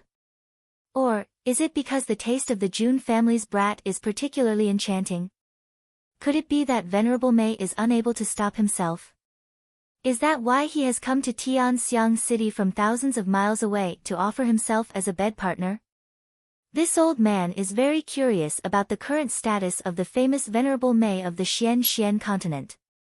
Which concubine of Jun Moxie is he? In any case, the position of Jun Moxie's wife is gone. So, it should be left for Jun Moxie's lewd sister-in-law. After all, there's still the Dugu family's Dugu Xiaoyi. Is she the third, or the fourth? Ha ha ha. Half-Bodied looked at Mei Shuyan with a sinister look in his eyes. Then, he licked his lips and said with a mischievous smile, "Venerable Mei, we're from the same generation. So, don't you feel ashamed that you're like an old cow robbing the cradle? Even if he's stripped naked like a young girl on the bed, but, that young man is not as experienced as us. If the Venerable Mei is interested, or if he really can't satisfy me. Although many parts of my body are damaged, that is the only part that is the most complete. Moreover, I haven't touched it for many years. I'm confident that I'm better than many strong men. At least, I'm much stronger than that naive young man. If the Venerable One doesn't mind, we can exchange a few pointers. It would be a wonderful thing." He hadn't even finished speaking when a loud roar resounded in the sky. Mei Shuyan had already arrived above his head. Half-Bodied's body spun around. Then, he shot out thousands of palm shadows with his one hand. He then tried his best to parry Mei Shuyan's attack. Then, he roared, "The snake has come out of its hole." 30 silhouettes rushed over with a whoosh sound as he roared. They then formed a large circle. Zi Jinghong and Xiao Weiqing rushed out at the same time. They then launched a pincer attack on Mei Shuyan. Half-Bodied had fallen into a disadvantageous position under Mei Shuyan's attack. So, he let out a strange roar, and counterattacked with all his strength. The remaining 27 Superior Supremes also attacked at the same time. They had only one target, Mei Shuyan, who was in the center of the encirclement. The remaining 60-some Superior Supremes seemed to have discussed this beforehand. So, they formed a human wall with a whoosh sound, and blocked the path of Snake King and the others to rescue Mei Shuyan. This is a trap. This is a death trap for me, for Venerable Mei. Mei Shuyan quickly understood that they had already guessed my identity. Therefore, Half-Bodied had deliberately provoked me. Then, he had lured me into a trap. He had besieged me with all his strength. He wanted to bury me here forever. However, Mei Shuyan would have jumped into Half-Bodied's insults if she had known that this was a trap in advance. After all, these insults weren't something that a woman could endure. After all, they weren't something that a woman could bear. This is too vicious. It's too despicable. Mei Shuyan shouted. Then, her body flashed at an extremely fast speed. She was able to escape from her original position with a whoosh sound. She was surrounded by 30 Superior Supremes. However, her body flashed away more than 20 feet in a flash. Then, she swept past 2 Superior Supremes. She then kicked out like a ghost. One of the Superior Supremes was caught off guard. He rolled away like a gourd, and spouted blood from his mouth. Meanwhile, Mei Shuyan retreated again. Then, she pushed her palms forward like lightning. Bang! Her palms collided with the palms of the 2 Superior Supremes. Then, she twisted her body at the same time. Her long hair fluttered behind her back like a long whip. Then, she lashed out with a bang sound. The 2 Superior Supremes staggered backwards after their palms collided with each other. The 2 Superior Supremes issued mournful screams at the same time. Then, their bodies rolled to the left, and they rolled to the right. Blood dripped from the ground. Mei Shuyan's body lightly passed through the gap between the 2 Superior Supremes. Then, she was surrounded by a field of cold swords. Mei Shuyan sneered. With a flick of her wrist, a bright light suddenly shone in the sky like the rising sun. Then, her body spun at a high speed.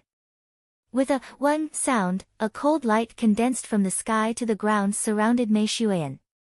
It was as if the Milky Way in the sky had formed an impenetrable wall for Mei Shuyan. Dang dang dang. A series of shattering sounds rang out.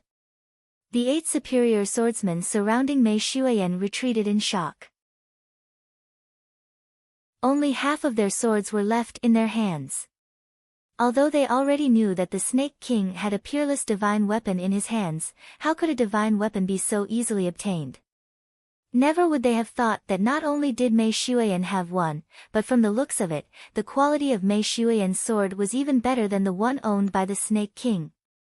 Once they came into contact with it, everyone suffered a great loss. Any one of them had the strength of a superior supreme. How could the swords in their hands be ordinary? Which sword did not have a history? Which sword did not have the blood of millions of people? But these divine weapons, in front of the long sword in Mei Shuyan's hand, were like snowflakes meeting the blazing sun. They could not withstand a single blow and broke into pieces. And this was far from the end. At this moment, Mei Shuyan's killing intent was firm, and she was merciless in her attacks. She suddenly lowered her body, and with her left leg as the axis, her slender figure once again spun crazily. With a loud bang, 3 circular sword qis appeared at the same time, and shot out in 3 different directions. Each direction was round and had a brilliant luster. It was resplendent and gorgeous. Each sword light seemed to be connected to the Milky Way. If one were to use the analogy of Jun Moxie's previous life, it would be like 3 laser cannons firing at the same time. And, they were facing 3 different directions. Mei Xueyan had used her full strength in this attack. She had no room to spare. Ning Wuqing, Ma Jiangming, half-bodied, Zi Jinghong, Xiao Weicheng, and the others shouted in unison. They frantically attacked to protect themselves. The remaining 20 or so people also brought out their strongest strength to resist the crazed Mei Xueyan. The Emperor of Tian Fa had finally hardened her heart to kill. A gentleman can deceive others, but a gentleman is no longer a gentleman. And anyone who tries to use the same method to deceive others will pay a disastrous price. And that was because the Jun family had fallen into an extremely dangerous situation. Jun Zhantian, Jun Wui, Solitary Eagle, and the others had already joined the battle. The situation was precarious. Dozens of groans and screams were heard at the same time. Then, Mei Xueyan also let out a miserable groan. She staggered back 7 or 8 steps, and blood dripped from the corners of her mouth. Blood was seeping out of many places on her body. Moreover, there were 3 deep palm marks on her back and left shoulder. There was a limit to a person's strength. The combined attack of 30 superior supremes was no small matter. Mei Xueyan was the emperor of Tian Fa. But she wasn't a match for 30 superior great masters. Under this head-on collision, he immediately suffered serious injuries. However, she didn't have a choice at this moment. The enemy's attack would come rolling in like a great river if she were to retreat. And they wouldn't stop even if she were to die from exhaustion. There were only 2 ways to deal with such an attack. One was to fight it head-on, and the other was to escape immediately.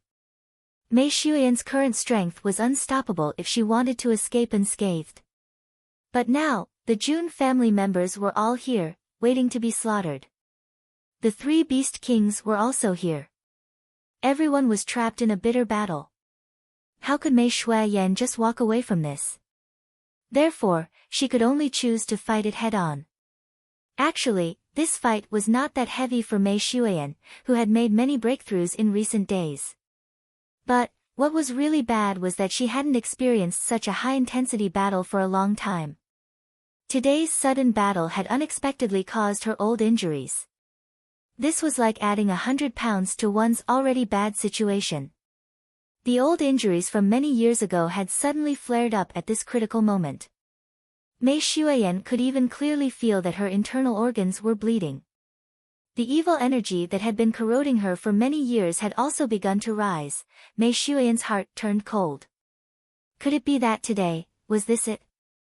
Mei Xueyan didn't have an easy time with this attack. But the experts of the 3 holy lands weren't having an easy time either. In fact, their injuries were far more miserable than Mei Xueyan's. The all-out attack of the Tian Fa Beast King couldn't be described as no small matter. In front of Mei Xueyan, 9 arms and 3 feet were left there with blood spurting out of them. The ground was covered with pools of blood. The white snow on the ground had already disappeared. Even the rock-hard ground had been shaved off by 5 feet. The nearest wall of the Jun family's residence had already collapsed. That wall was around 200 feet away. But it had been silently eroded by the palm wind and sword energy, and had collapsed. Half-bodied was Mei Xueyan's main target. So, his ugly face had 3 more sword scars on it. His muscles had been twisted, and his white bones had been exposed. His chest was bleeding profusely. He had also been stabbed 3 times by the sword. His injuries were extremely serious. Zi Jinghong's hair was disheveled. Her purple robe was riddled with holes, and her golden silk soft armor was exposed. Several sword scars could be faintly seen on her soft armor. And a wisp of blood was flowing out of it. The crown on Xiao Weicheng's head had disappeared a long time ago. Moreover, his body was riddled with dozens of sword scars. Blood was flowing down his body like a gurgling stream, and had dyed his ash-white sackcloth robe red. Ning Wuqing was gasping for breath. His long sword was slanted towards the ground. A wisp of blood was dripping down his sword, and slowly converging into a puddle on the ground. His right arm, which was holding the sword, had received a heavy cut. Ma Jiangming hadn't sustained any injuries. However, he had been standing for a while. Then, he suddenly opened his mouth, and spat out a mouthful of blood. This was accompanied by a faint sound of impact. However, a closer look revealed that 5 or 6 teeth had been mixed in the blood. The scene had turned quiet for a moment after this earth-shattering attack had ended. Everyone's eyes were either looking at Mei Xuan, or at the severed limbs on the ground. Then, they looked at the bedraggled appearance of the leaders. And, they couldn't help but feel a chill run down their spines. In fact, it felt as if a poisonous snake had quietly crawled on their backs. A chill seeped into their bones. Chapter 546. Among the group of people who attacked, there were many people who belonged to Hermitage who had participated in the battle against Mei Xuan. At this moment, they all had a clear feeling that the current Venerable Mei was completely different from the Venerable Mei of many years ago. A gentleman can deceive others. Venerable Mei had been worried about the battle for seizing the heavens at that time. So, the benevolent and kind-hearted Venerable Mei wouldn't have used such a heavy and decisive move. Everyone would have been able to guarantee that they wouldn't have to worry about their lives even if the situation of the battle had become even more tragic. And, this had naturally made everyone even more unscrupulous in their attacks. However, Venerable Mei was as ruthless as she could be today. In fact, it seemed as if she wished that she could kill everyone with a single slash of her sword. Without a doubt, the current Venerable Mei, this Venerable Mei, was more than twice as frightening as the gentleman Venerable Mei of the past. Furthermore, they had also misjudged the strength of Venerable Mei, and it was a serious mistake. As long as one had participated in the battle that year, they would know how serious the injuries that Venerable Mei had suffered. Even if he had used all his strength to recuperate all these years, it would already be considered very good if he could recover to the strength he had back then. As for improving his strength, it would probably be impossible. Even if Venerable Mei was the Beast King of Tian Fa, he would not be an exception. In fact, this was an important factor in the plan that the 3 Holy Lands had formulated to eradicate the Tian Fa forest. However, Venerable Mei's old injuries seemed to have completely healed. In fact, her skills had even improved by leaps and bounds. And, the most frightening thing about her was that her speed had increased by leaps and bounds. In fact, her speed had increased by leaps and bounds. In fact, she was much faster than before. Before this, Mei Xuan's speed was already the fastest in the world. Now that he had increased his speed, what kind of terrifying speed was this? No one dared to imagine. Fortunately, he had created a delicate situation where she couldn't escape alone. Otherwise, the 30 of them wouldn't have been able to stop her. In this hopeless situation, no matter how fast her speed was, or how much her cultivation had improved, they had a total of 30 supreme martial artists and above on their side. Even if they were to grind her to death, they would still be able to grind her to death. How could Mei Xuan be willing to leave now that the Jun family and the 3 Beast Kings were here to restrain her? As long as she did not leave, she would definitely die. Fortunately, she was going to die today. Otherwise, how would she be able to sleep at night? Could a gentleman still be deceived? Half-Bodied roared in a malevolent manner. He took the lead and shouted, "Go! Everyone, attack together!" This slut was already seriously injured and wouldn't be able to hold on much longer. Bleeding alone would be enough to kill her. Kill them all. Today, I will personally tear open her stomach and take out her Xian Dan. I want to see what kind of monster she is. She thinks that she's a human after taking the form of a human. In the end, she isn't a beast. Mei Xuan closed her eyes. Her fairy-like face was still calm and indifferent. Then, she slowly spoke in a voice that sounded like the sounds of nature, "Half-bodied, I will take your life even if I have to die today. You say that I'm a beast? But, you're an out-and-out beast." Half-bodied laughed heartily. He only had one eye and one hand. His face was distorted, and looked even more ferocious than before. Blood was flowing down his face as he spoke with a malevolent look in his eyes. Do you think that you can still do it in your current state? Venerable May, don't tell me that you're so confident in bed just because you found a little man. Ha ha. This old man isn't in a hurry to kill you now that you've said that. This old man will capture you alive. Then, I'll capture that pretty boy, June Moxie. I'll make the two of you put on a live erotic show. I'm sure that everyone in the world will be very curious about how the Venerable May will behave in bed after she's shamelessly found a little man. Perhaps, I'll castrate your little man in front of you. Then, I'll show you the elegance of an old man. Do you want to look forward to it? Ha ha ha. You're shameless. You deserve to die. Mei Shuyan's pretty face was filled with murderous intentions. She clenched her teeth, and raised her long sword. Then, the sword energy filled the sky. Zi Jingheng, half-bodied, and Xiao Weicheng simultaneously roared, "Kill them!" All the experts shouted at the same time. Then, they raised their swords and charged forward. The sword light was like a forest, and the sword energy was like a tide. Mei Shuyan's lonely figure seemed so lonely in front of these 30 or so superior supreme-level experts. Mei Shuyan slightly closed her eyes. Then, a gentle smile appeared on her blood-stained lips. Fortunately, I didn't see his figure among these people. It seems that he has chosen an opportunity to escape. It's fine as long as he stays alive. My sacrifice won't be in vain. It's a pity that I won't be able to see him again, elder sister. Qian Sun Serpent Queen crazily brandished the Snake King's sword.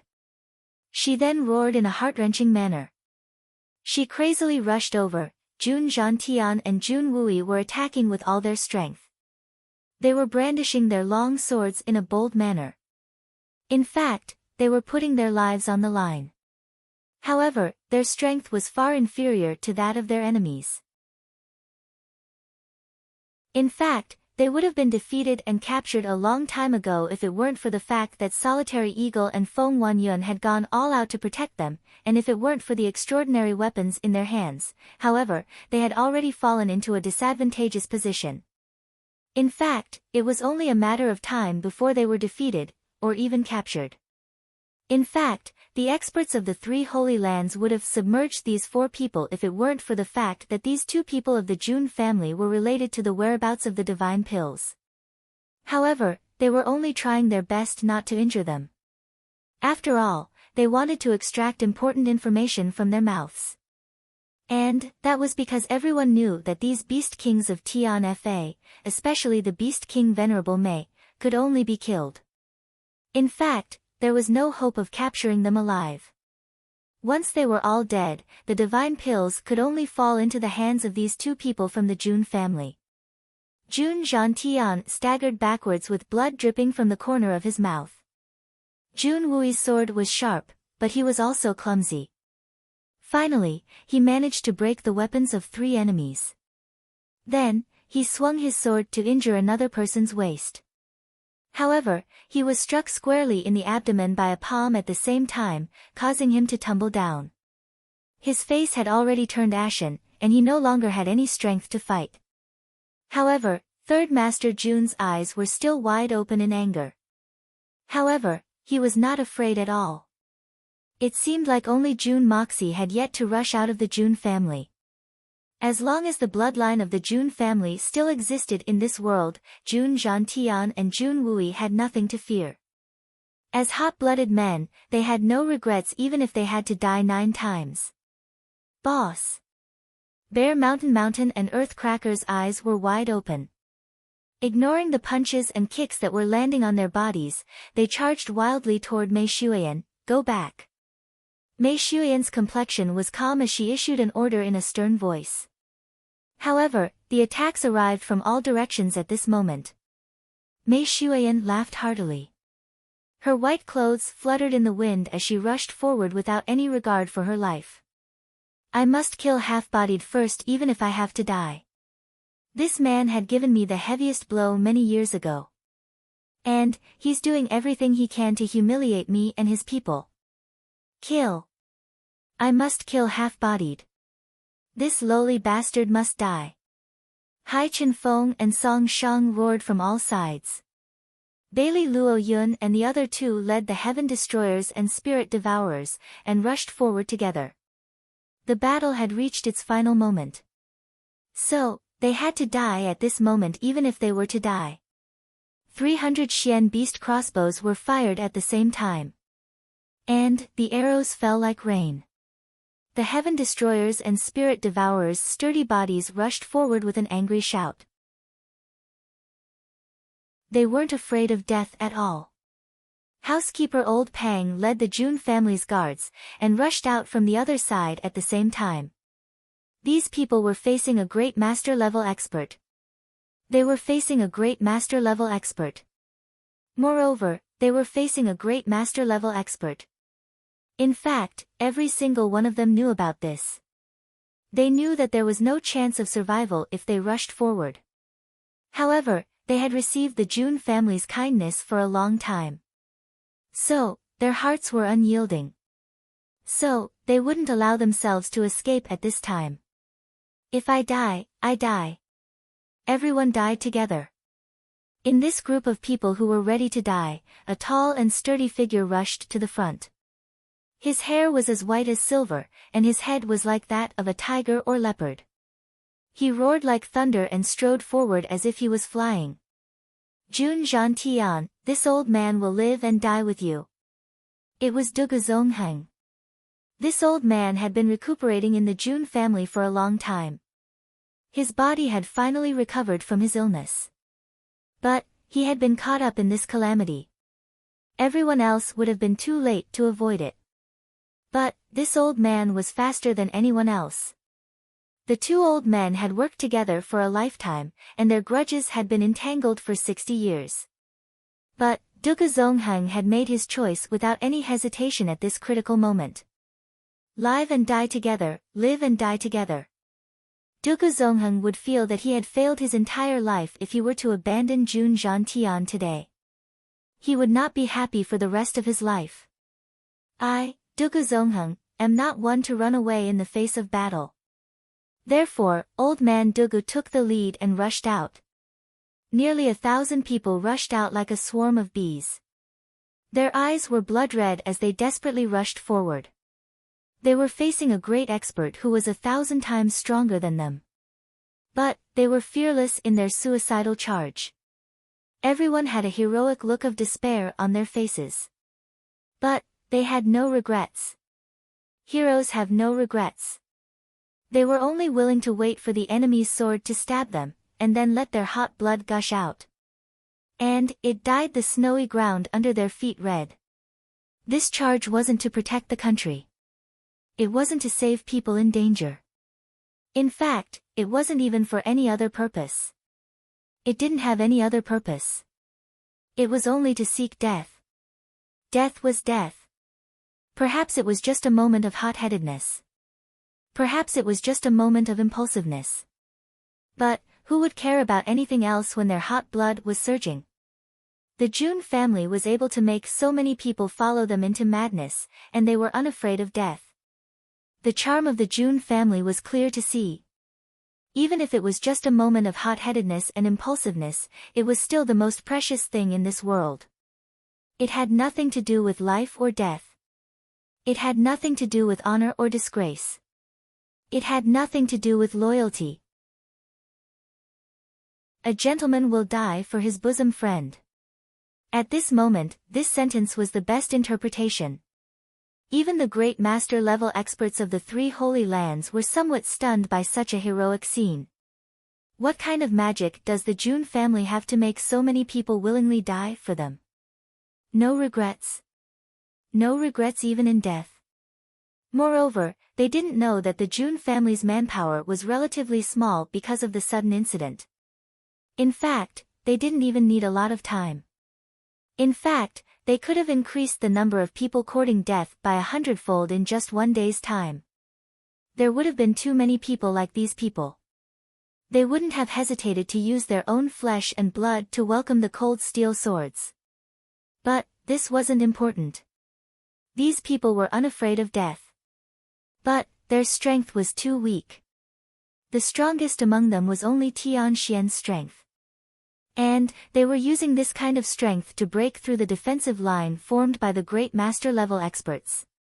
It was like a mayfly trying to shake a tree, and a mantis trying to stop a chariot. They were courting death. Chapter 547. Which one of the experts of the three holy lands isn't a veteran of hundreds of battles? They are vicious and merciless, and they kill people like flies. Which one of them hasn't crawled out of a mountain of corpses and a sea of blood? So, why would they care about a small massacre of 1,000 people? None of them moved. They just stood in place, and a cold light was emitting from their eyes. They were waiting for the arrival of these suicidal people. In fact, some of them were calculating in their hearts. They believed that they would only need 4 or 5 breaths worth of time to kill these reckless idiots if they were to attack with all their strength. There's no room for mercy between life and death. We acknowledge your loyalty and bravery, and we will even sigh for you afterwards. However, you will only show death in front of us. The murderous intention was burning in the eyes of the great master-level experts. The tide of people was getting closer and closer. Jun Zhantian's mouth was overflowing with blood. He looked at his men charging towards him with no fear of death. A trace of heartfelt pain flashed in his eyes, and 2 drops of tears rolled down his face.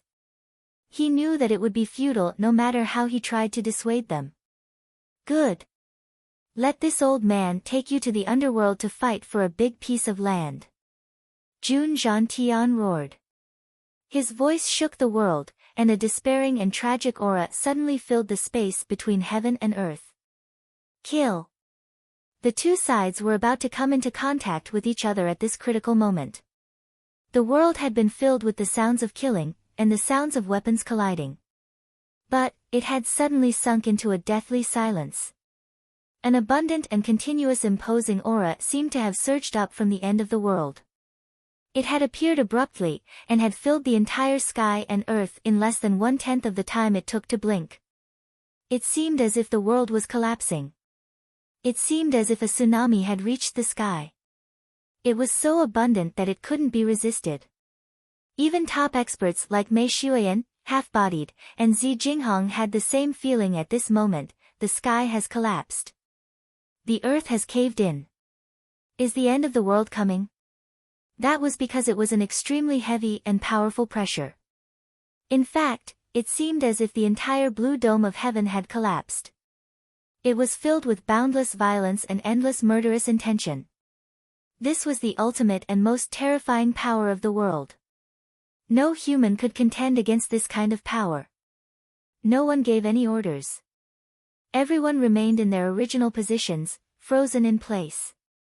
In fact, many people's swords had already been slashed out and were about to collide with each other in the next moment, but all of them stopped in midair at the same time. No one knew what was going on. Was this an unusual change in the heavens and the earth, or was it the sudden arrival of an ultimate powerhouse that was so strong that it was impossible to resist? If it was done by someone, then, what kind of person was he? Suddenly, a voice said slowly, "Is this how the 3 holy lands protect the common people? Isn't this a little too despicable?" This voice was very flat and calm, but it was like a sudden clap of thunder, suddenly exploding in everyone's mind. Everyone looked towards the direction of the voice and saw a large black robe fluttering in the wind and snow above the Jun family's tower. However, for some reason, this black robe seemed as heavy as a mountain in the eyes of the people from the 3 holy lands. It was difficult to bear. Everyone could clearly feel that extremely powerful and terrifying pressure. One's moves could be faked, and one's appearance could be faked. However, the only thing that couldn't be faked since ancient times was one's aura. One's aura depended on one's cultivation. For example, an expert like Tianxian would unconsciously release his aura when he was attacked from the outside. Moreover, he wouldn't release the aura of Shen Xian. Nor would he release the aura of an Earth Xian. The aura that a Sky Xian expert could display was the truest portrayal of one's strength. This was a common understanding.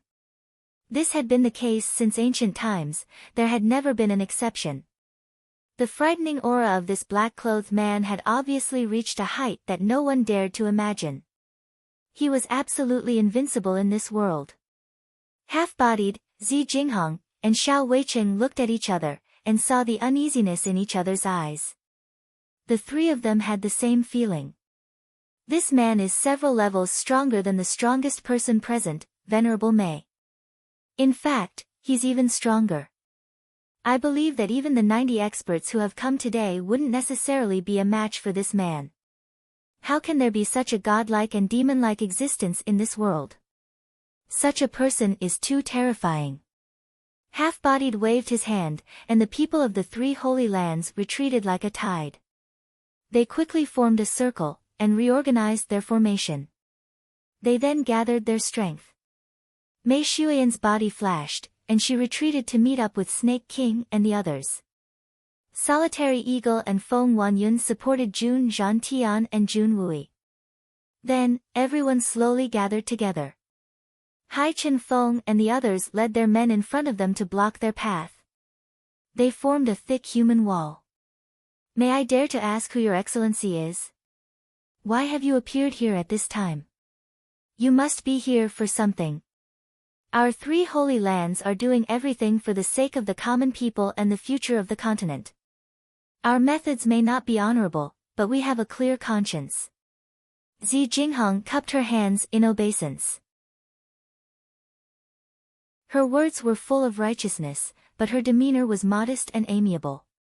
Strong people were supposed to be respected by others. A strong person like the man in black was even more so a strong person at the peak. Even Zi Jinghong, who was the third most powerful person in the illusory ocean of blood, couldn't help but be in awe of him.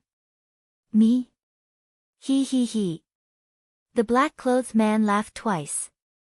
Then, he said in a sinister manner, it seems that the world has forgotten me since I haven't appeared for a long time. I have to say that the forgetfulness of humans is very powerful. And, you still dare to claim that you have a clear conscience after doing such a despicable thing? This old man has lived for so many years. But, I've broadened my horizons today. Justice is in the hearts of the people. So, it's useless to argue. But, please forgive me for not recognizing an expert. Zi Jinghong looked up at the top of the pagoda. I request your excellency to bestow upon me your background. Bestow upon me my background. Do you think I'll be able to get back at you later? The three holy lands are indeed the three holy lands. As expected, they can't be intimidated. The black-clothed man shook his head with a sigh. He seemed to be very emotional. No one could tell if he was praising or mocking Chu Yang. He continued, this old man had punished the so-called second great master in the Tianfa forest. But, it seems that I wasn't intimidating enough. Do you want to know my background? Sure. As long as you have the strength. As he said that, the black-clothed man stretched his right leg forward. His body moved along with his left leg. He was already standing in the air. His footsteps didn't stop. Suddenly, he walked down from the top of the pagoda with his hands behind his back. It was as if he was walking down a flight of stairs. Just this move alone made the eyebrows of all the experts twitch wildly. Everyone could use their Xian Qi to leap to a certain height. Many people could even reach a height that was higher than the pagoda. Jumping down safely from this height was not a problem. In fact, it could even be done by floating down slowly. However, this black-clothed man in front of them was walking down in a leisurely manner. This was simply a myth. However, this wasn't the only mystical thing. Every time that black-clothed man stepped in the air, a clear, thump sound would be heard. He was walking down step by step from a height of more than 100 feet. Those clear, thump sounds were like muffled thunder that struck the hearts of the people from the three holy lands. Such an unimaginable power couldn't be seen with one's own eyes. In fact, it didn't even exist in the legends. The miracle that was happening before their eyes had obviously exceeded the scope of everyone's understanding. Does he think that the air under his feet is solid? The black-clothed man's every word and sentence made everyone's hearts beat wildly. So, he's Jun Moxie's mysterious master. He's the mysterious expert who had burned Li Ju Tian to death in Tian Fa. It could be said that this was the largest gathering of the continent's top experts in the last 10 million years. Not only were there great masters, but there were also 30 great masters who were above the great master level. However, who among so many people could say that they could kill Li Ju Tian in one move? In fact, there weren't many who could defeat him. Li Ju Tian's strength was infinitely close to surpassing the great master level. Otherwise, how could he have had the opportunity to come in contact with an existence like Hermitage?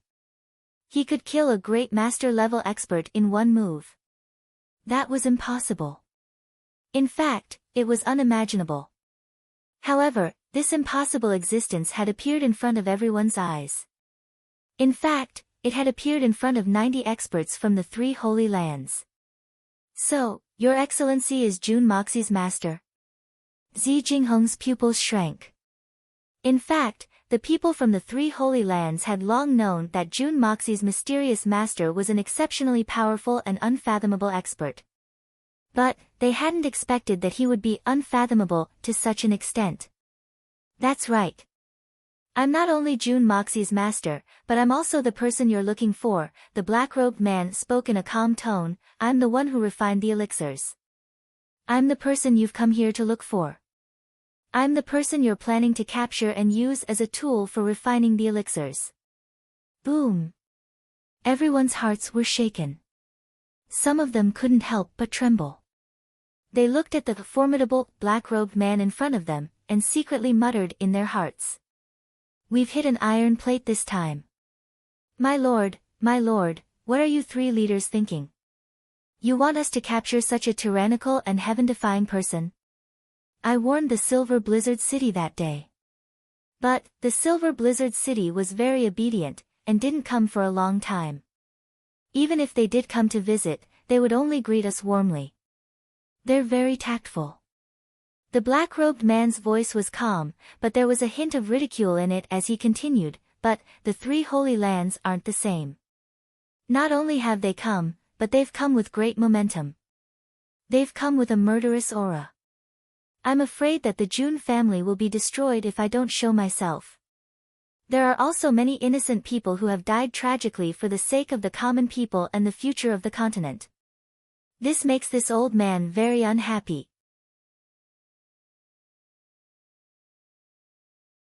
Chapter 548. The 3rd chapter. There was more to come.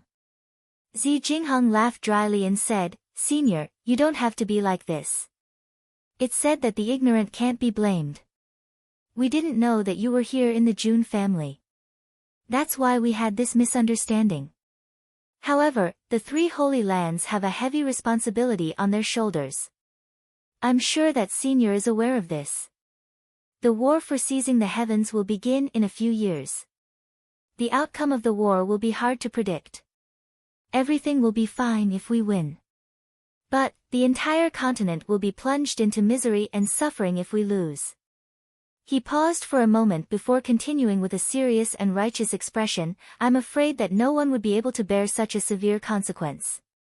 And today, many of the people from the 3 Holy Lands would be participating in this tournament. So, in order to increase their own strength and ensure the victory of the war, they had no choice but to do this. How could the suffering of a single family be compared to the suffering of the entire world? Moreover, the peerless divine pill that Senior has refined is precisely a miraculous spirit pill that all profounders yearn for even in their dreams. Not only is it able to improve one's cultivation, it even has the miraculous effect of changing one's physique. That's why we've come presumptuously to ask for Senior's help. We hope that Senior will generously agree to help us, and it would be the fortune of the common people and the world. It had to be said that Zi Jinghong's few words were not only clear and logical, but neither servile nor overbearing.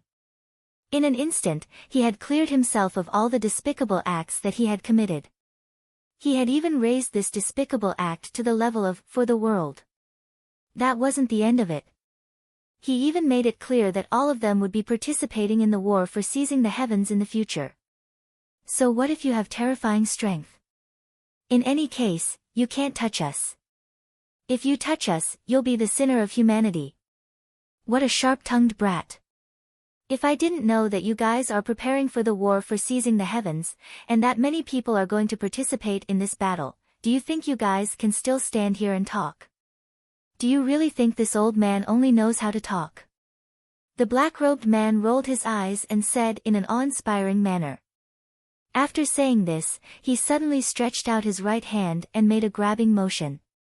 3 or 4 broken swords on the ground seemed to be guided by something and flew into his hand with a whoosh. Although this controlling crane capturing dragon was a brilliant move, it was something that everyone could do. There was nothing special about it. With just this one move, the evaluation of the black-robed man in everyone's hearts dropped rapidly.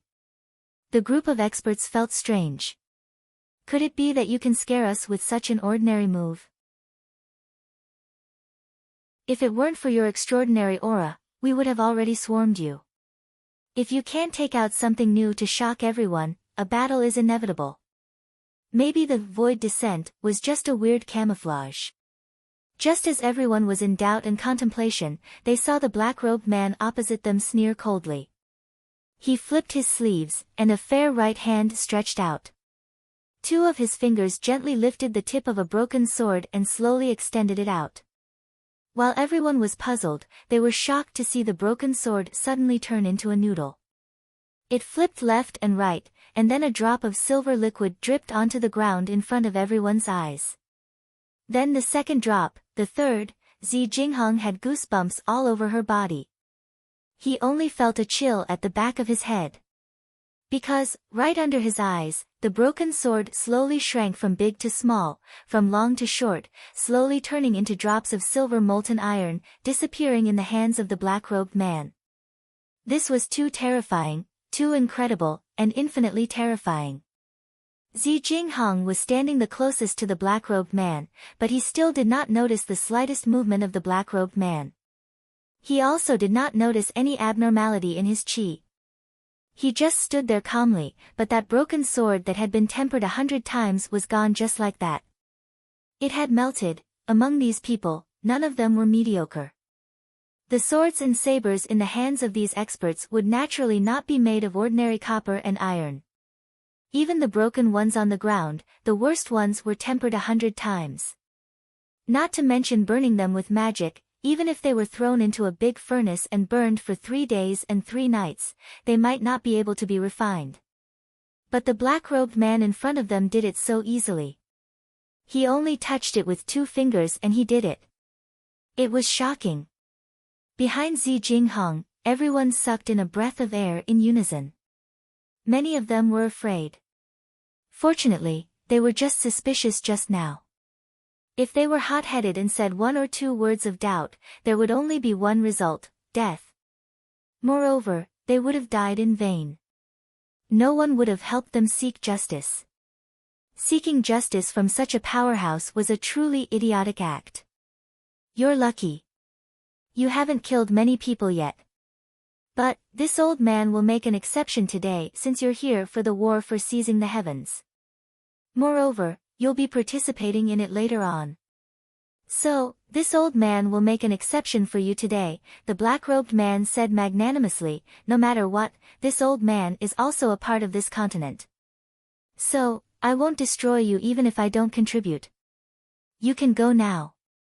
Zi Jinghong's face revealed an awkward expression. Half-bodied and Xiao Wei Cheng looked at each other in dismay. They were in a dilemma. They were on the verge of accomplishing a great feat today.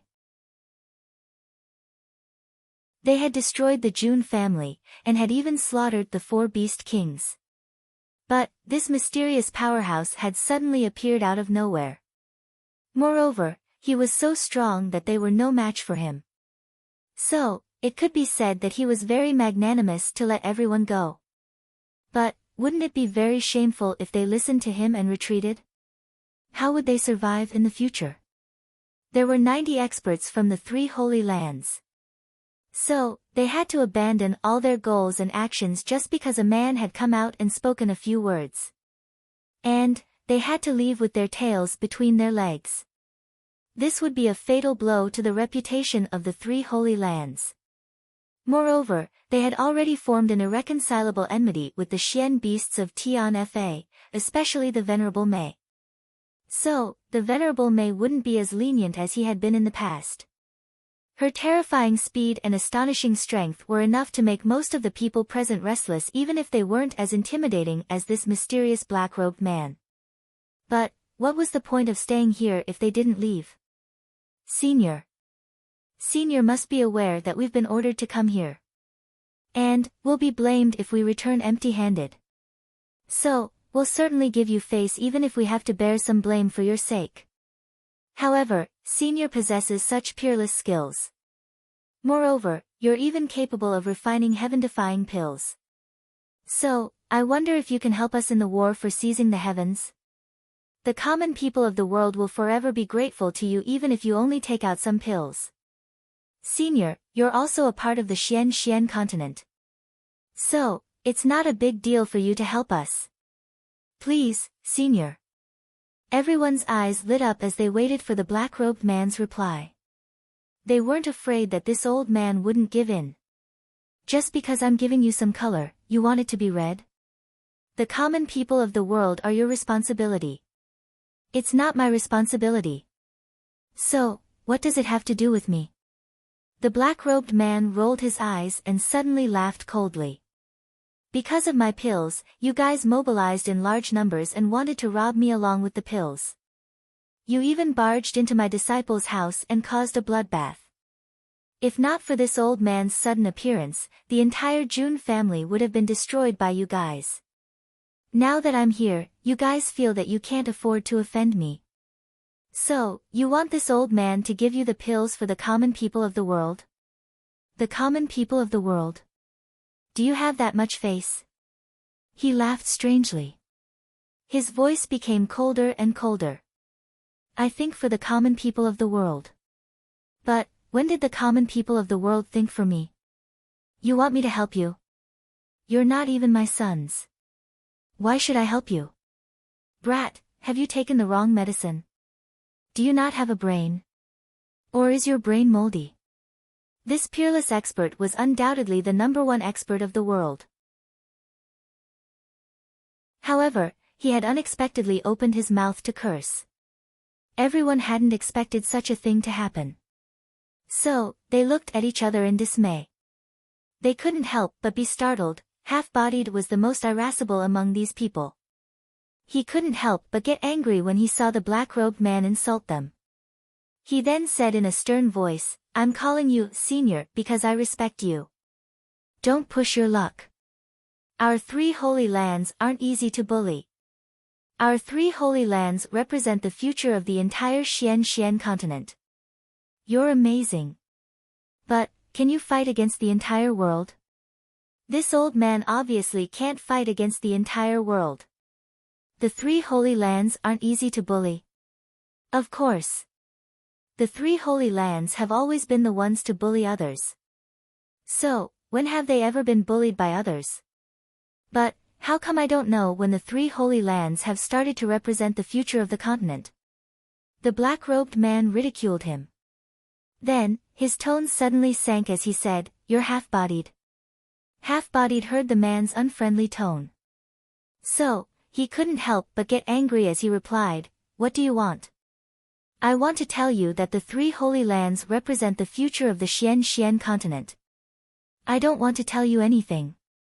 This old man wants to tell you that everyone else can leave.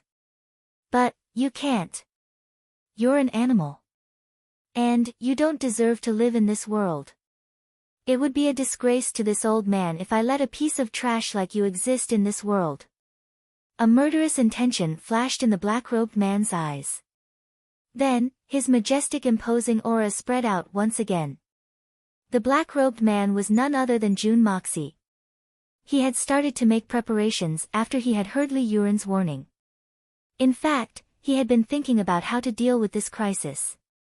This crisis was no small matter. In fact, the entire Jun family would be uprooted if they weren't careful. In fact, even Mei Xuan and the others from Tianfa wouldn't be able to escape. Simply relying on scaring people wouldn't work. But, it would be even more impossible to confront them head-on. Jun Moxie's hair had turned white from worry in just a short time. Jun Moxie had finally decided to adopt the same old method after he had pondered for half a night. He had decided to take the risk. However, he had to increase his strength by a lot this time. Therefore, Jun Moxie had entered the Hongjun Pagoda as soon as the sky had turned dark. Then, he had tried his best to link his spiritual power with the Hongjun Pagoda. However, Jun Moxie had decided to pour his entire spiritual power into the Hongjun Pagoda this time. He was going to use his greatest effort in exchange for the highest return from the Hongjun Pagoda. This was tantamount to putting his life on the line. However, Jun Moxie had no choice but to make this choice. There was a chance of success if he did it. But, he could only sit and wait for death if he didn't do it.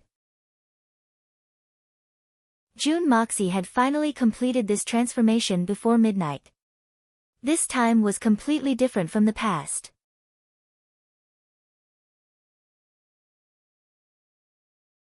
Chapter 549. Because the previous few times, Jun Moxie had only been borrowing it. Most of his spiritual energy was still used to protect himself. But this time, he had used it without holding back. It was still borrowing, but this time, it was equivalent to the Hongjun Pagoda borrowing Jun Moxie. And it was all in one go. This was the greatest game of life and death. At this moment, Jun Moxie was walking on a tightrope at a high altitude every minute and every second. His spiritual energy had been used to the limit, and there was no way to protect himself. If he was not careful, he would be smashed to pieces. But, Jun Moxie had no other choice. He could only stake it all on one throw. Fortunately, he succeeded. And this time, he had successfully shocked the entire audience. In fact, this was reasonable. After all, this was the purest energy of the Hongjun Pagoda. Although Jun Moxie did not know how much of the Hongjun Pagoda's strength he had borrowed, he could clearly feel that even though he was using his entire body as a vessel, he was still far from reaching the Hongjun Pagoda's limit. If he was borrowing a planet, then the Hongjun Pagoda was the entire universe. Jun Moxie actually had such a vast feeling. Even Jun Moxie himself was indescribably shocked by the might of such an ancient divine object. But as his strength increased, he felt that he was actually so insignificant. Then, Jun Moxie activated the yin-yang escape and walked down from the top of the pagoda. It was another level of intimidation. The opponents were all old foxes with over 100 years of wisdom. They would not be scared off by a few words. Jun Moxie was already prepared for this. So, after he threatened them, he saw that they were still skeptical. So, he immediately started the third wave of intimidation. The power of gold. Just like that, a divine weapon melted into molten iron in the blink of an eye. At this point, Jun Moxie could be said to have made up his mind. These three world-shocking divine skills had completely shocked the entire audience. Therefore, Jun Moxie immediately suggested for them to withdraw. Jun Moxie wanted to kill all of these people more than anyone else. However, he did not have the ability to do so at the moment. Even if he fought with his life on the line, he would not be able to do it. If he really caused the crowd to be agitated, everyone would attack regardless of the consequences, and his act would be exposed immediately. Therefore, Jun Moxie couldn't make a move, and he couldn't push them too hard. If there were any changes, then today would truly be a tragedy.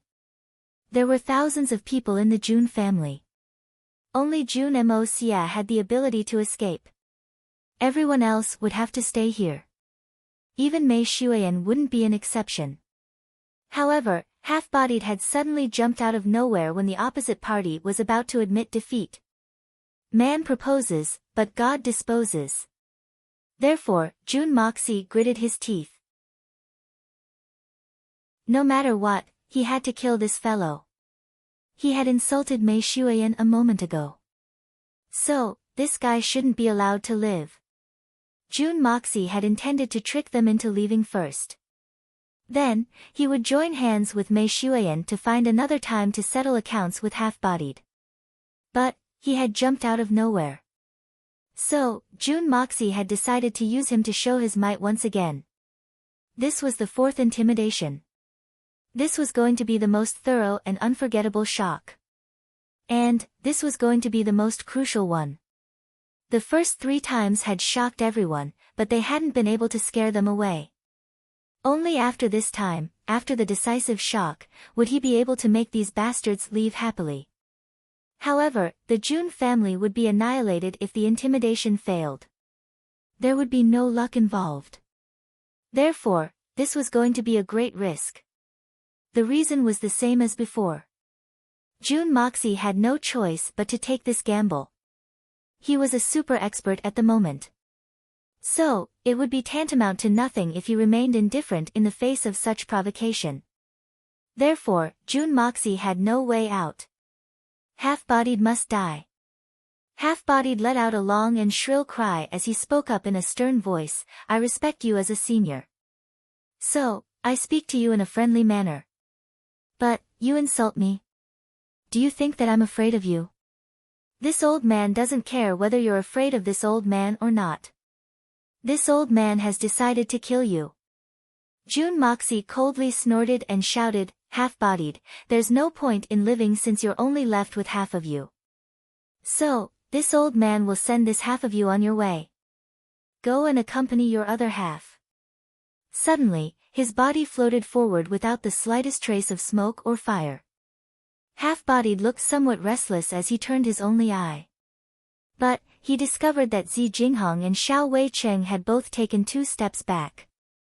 They were looking at him with an expression that said, go and try it. Half-Bodied calmed down. He knew that they wouldn't abandon him. After all, he knew that they wouldn't abandon him as long as he could withstand the first wave of this mysterious man's attack. After all, this mysterious man had killed Li Ju Tian, who was close to the peak of the Great Master level, with a single strike. But, he might not be able to kill Half-Bodied since he had already reached the Great Master level. Everyone will have the courage to besiege him as long as I can withstand a single strike without getting injured. Half-Bodied's courage grew as he thought of this. He suddenly roared, and stamped his foot. He took the lead, and jumped out. Then, he crossed his palm, and rolled up his left sleeve. The sound of wind whistled like a soft whip. Then, he swept his left sleeve towards the black-robed man. After all, he was still afraid of the mysterious strength of the opposite party. So, he didn't dare to use his right hand to attack. So, he had to attack with his left sleeve. After all, it would only be a sleeve if he were to lose it. However, he would be done for if his right hand were to be crippled by the opposite party. Therefore, he had poured his entire strength into his right hand. He was ready to withdraw at any time. In fact, he had even transformed the strength of his right hand into a kind of reverse force that could stimulate his own body. In fact, he would rather suffer internal injuries in order to use the reverse force to escape if he couldn't escape unscathed. He had made all these arrangements in order to block the first wave of the mysterious man's attack. That was all. It had to be said that Jun Moxie had disguised himself as the black-robed man. And, his earth-shattering imposing aura had given Half-Bodied a huge shock. However, this was exactly what Jun Moxie wanted him to do. Half-Bodied would have created a lot of trouble for Jun Moxie if he had attacked with all his strength. In fact, he would have been able to launch a deadly counterattack. After all, his true strength was far superior to Jun Moxie's. In fact, only Mei Shuiyan could have won against him. Fortunately, he didn't dare to do so. Fortunately, he didn't dare to do so. The distance between the two sides wasn't that far. So, they had come close to each other in an instant. June Moxie had come forward in a leisurely manner. However, Half-Bodied was much more nervous and restrained in comparison. In fact, his face had even started to break out in cold sweat. Mei Xuan and the others had the same expression as Zi Jinghong and the others. They had gathered all of their spirit power, and had spread out their spirit sense to observe this fight. The strength of the black-robed man would be revealed after this fight. This moment would determine the fate of the entire June family. Half-Bodied Single Eye saw that the black-robed man's eyes were as deep as the ocean. He had obviously prepared himself for this. However, he still panicked for some reason. So, he waved his left sleeve, and swatted it towards June Moxie's chest. However, the mysterious man had mysteriously disappeared in front of everyone's eyes. In fact, he had disappeared in front of Half-Bodied's eyes. Everyone was left startled. They had used all of their spirit sense to probe.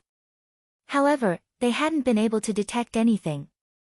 Could it be that the black-robed man has disappeared? Half-Bodied suddenly issued a mournful and shrill scream. It sounded like a pig being slaughtered. Then, he rose 100 feet into the air. His scream was very miserable.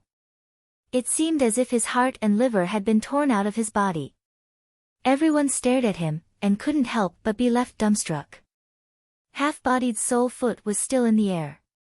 And, a black flame was burning at a moderate pace. Half-Bodied screamed miserably. He tried his best to raise his arms in midair. He wanted to use the hurricane he had created to extinguish the black flame. However, the black flame wasn't affected by his speed. In fact, it was burning at a moderate pace. Everyone present had sharp eyesight. So, they could see that Half-Bodied's foot had been shortened by 1/3 in an instant. 1/3 of Half-Bodied's flesh and bones had been burnt away in the blink of an eye. Half-Bodied screamed miserably. Then, he suddenly fell down. He couldn't bear the pain and extreme fear he was feeling. So, he wrapped his right hand in his Xian energy, and pounced towards the black flame. However, Half-Bodied's screams became even more miserable the moment his right hand touched the black flame. Half-Bodied's entire body started to tremble. His single eye had almost popped out of its socket due to the pain. In fact, blue veins had started to bulge on his forehead. All 5 of his fingers had caught fire. It was still the same pitch-black flame. The flame of primal chaos could burn wood. It could burn water. It could burn metal. It could burn soil. It could burn air. There was nothing in the world that the flame of primal chaos couldn't burn. Half-Bodied fell to the ground with a smacking sound. The black flame on his foot had already reached his thigh. And, the black flame on his hand had already reached his shoulder. However, the flame was neither fast nor slow. It was slowly and elegantly dancing. In fact, it seemed as if he was performing a mysterious aristocratic dance. But, it also seemed as if he was performing a mysterious religious ceremony. Everyone opened their eyes wide, and their mouths wide open. Half-Bodied was struggling in the fire in pain. His entire body was convulsing. The flame of primal chaos had burned his tendons, and made them contract in an intense manner. His body was also twitching with every passing moment. However, the flames hadn't reached his vital parts. So, he wouldn't die for some time. Clang! Ning Wuqing unsheathed his sword. His body and sword became one. Then, he streaked across the sky like a rainbow. He slashed at Half-Bodied's shoulder twice. And, he slashed at Half-Bodied's thigh. He had cut off these 2 places that were on fire. Your thinking is too simple. Do you think it's that easy? An extremely indifferent voice resounded in everyone's ears. Everyone looked at the place where Half-Bodied had been standing a moment ago. Then, a black shadow suddenly emerged from the ground. It was the black-robed man. However, no one understood why he had suddenly reappeared when he had clearly disappeared. After all, He had clearly disappeared. Then, he looked at Ning Wuching with pity in his eyes. Then, he slowly said, I want to kill someone. So, I'll kill him even if you cripple him. He stretched out his hands after he had said this. Then, 2 pitch-black flames appeared on his hands. The wind and snow were whistling in the sky. These 2 black flames seemed like the gates of hell that had been opened in this pitch-black night. These flames were much bigger than the ones on Half-Body's body. In fact, they looked like 2 fiery dragons that were swaying in the snowy night.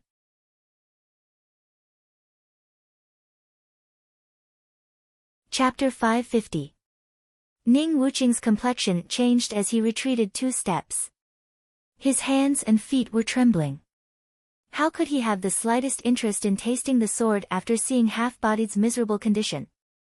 Suddenly, he heard several people in his own camp cry out in alarm, Ning Wuching, abandon your sword. Ning Wuching was startled. He lowered his head to look, and his soul almost left his body. He hastily let go of the sword, and it fell to the ground with a clang sound. He saw that a small mass of black fire was slowly spreading from the edge of the sword. In fact, it had already burned a small part of the sword's tip. He had chopped off Half-Body's arm and thigh. So, the tip of the sword had come into contact with the black fire. And, it had unknowingly started to burn. The most frightening thing was that this black fire didn't emit any sound or heat. However, it could even burn metal. If it hadn't been for the reminder of his comrades, Ning Wuching's complexion turned as white as a sheet of paper. He was filled with lingering fear. I'm afraid that the sword will burn my hand in the blink of an eye if I carry it back, right? Then, he couldn't help but shudder as he thought of Half-Body's miserable condition. Ning Wuching felt as if a knife was being twisted in his heart as he saw the black fire slowly engulfing the sword on the ground. This is my most beloved weapon. He looked at Half-Bodied again, and saw that the black fire on his body had started to burn again. The lower part of his body had already reached his lower abdomen. And, only half of his head and chest were still on fire. Half-Bodied couldn't make any sound at this moment. But, he still had a breath left in him. This was due to the fact that his Xian Qi was very strong. And, his meridians were very long. Half-Bodied must be suffering from a hellish torment from the twitching of his body. Half-Bodied had finally died. Not even a speck of his ashes remained. Half-Bodied didn't even have the opportunity to turn into smoke under the tyrannical burning of the flame of primal chaos. He had simply vanished into thin air. This superior supreme-level expert hadn't even had the time to display his signature skill. He had died in such a muddle-headed manner.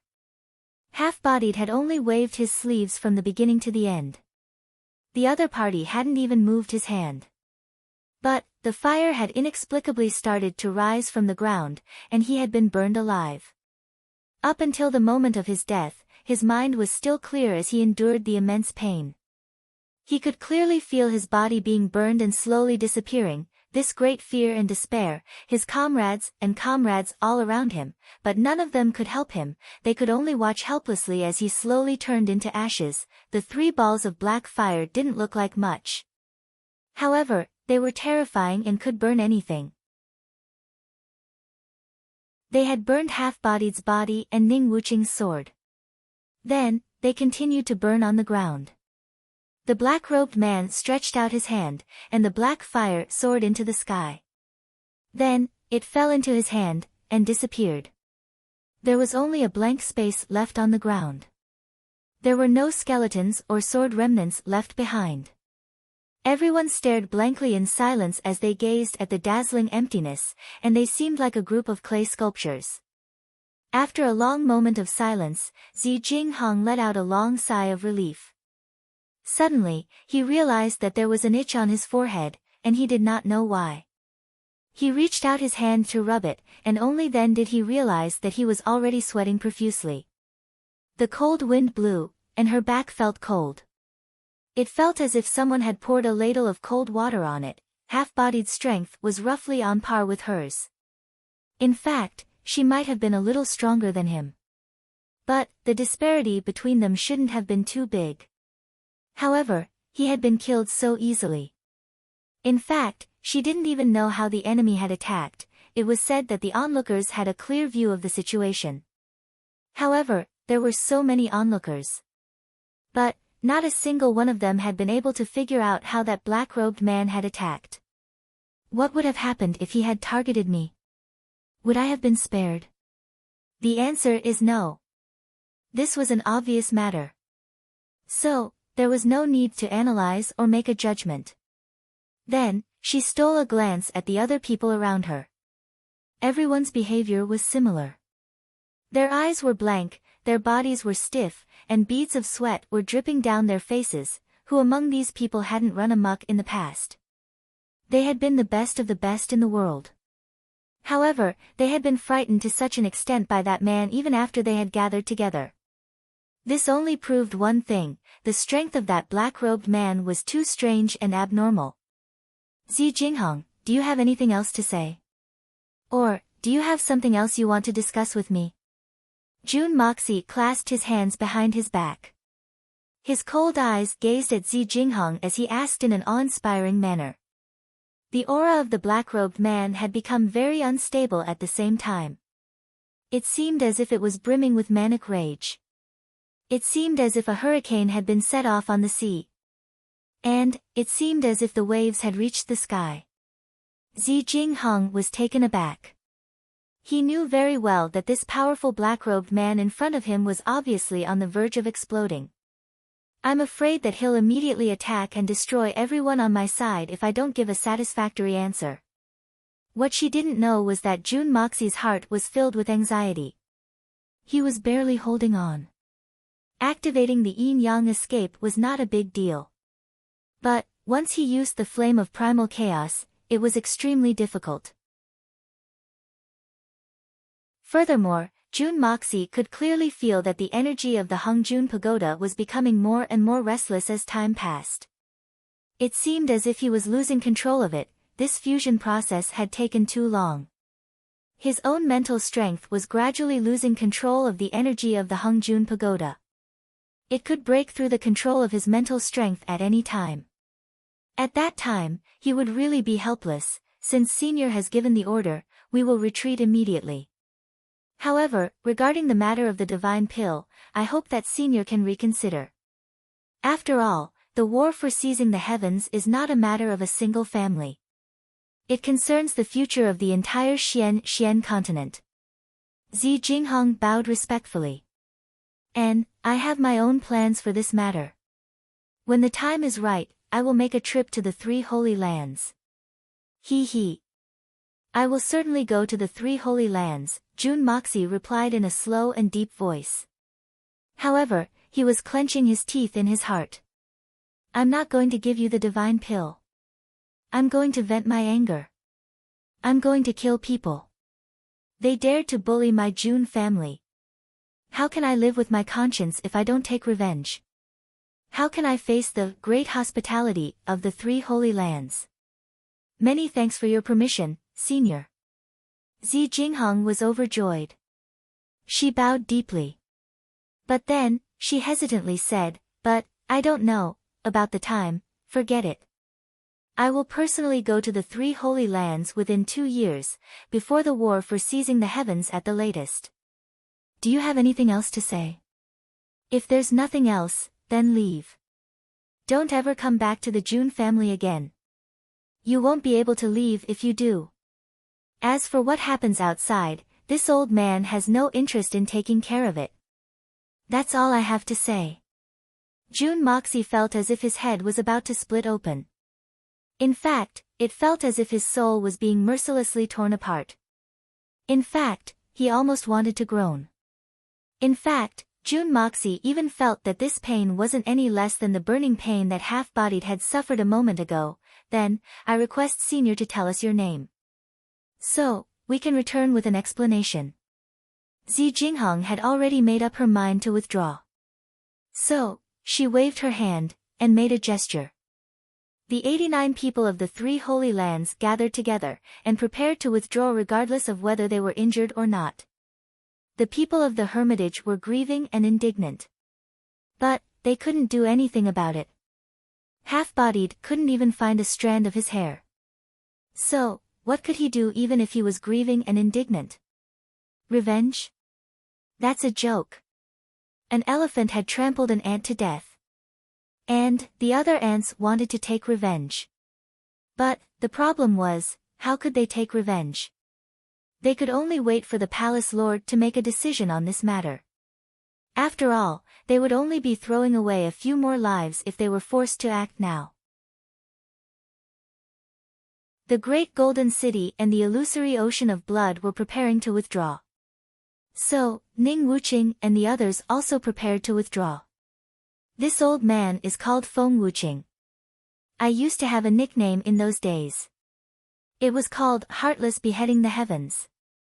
June Moxie coldly snorted and said, "My old brothers from thousands of years ago would have known this old man's name if they were still alive. So, go back and ask your seniors."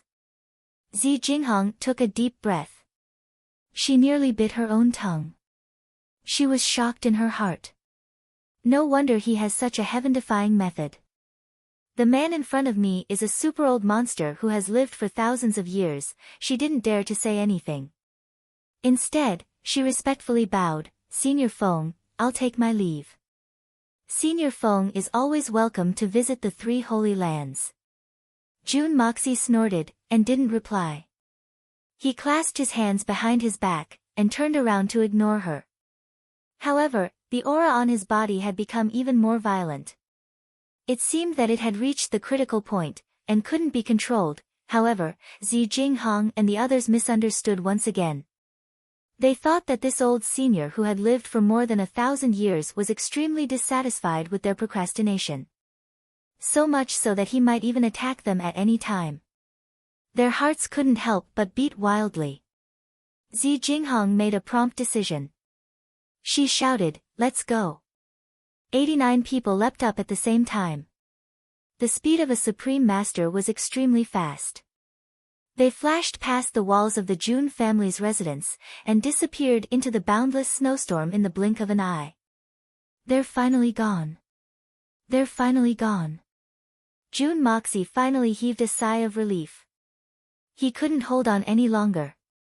The enormous pressure of the Hongjun Pagoda had reached its limit. June Moxie was as helpless as the monkey's son under the Five Elements mountain.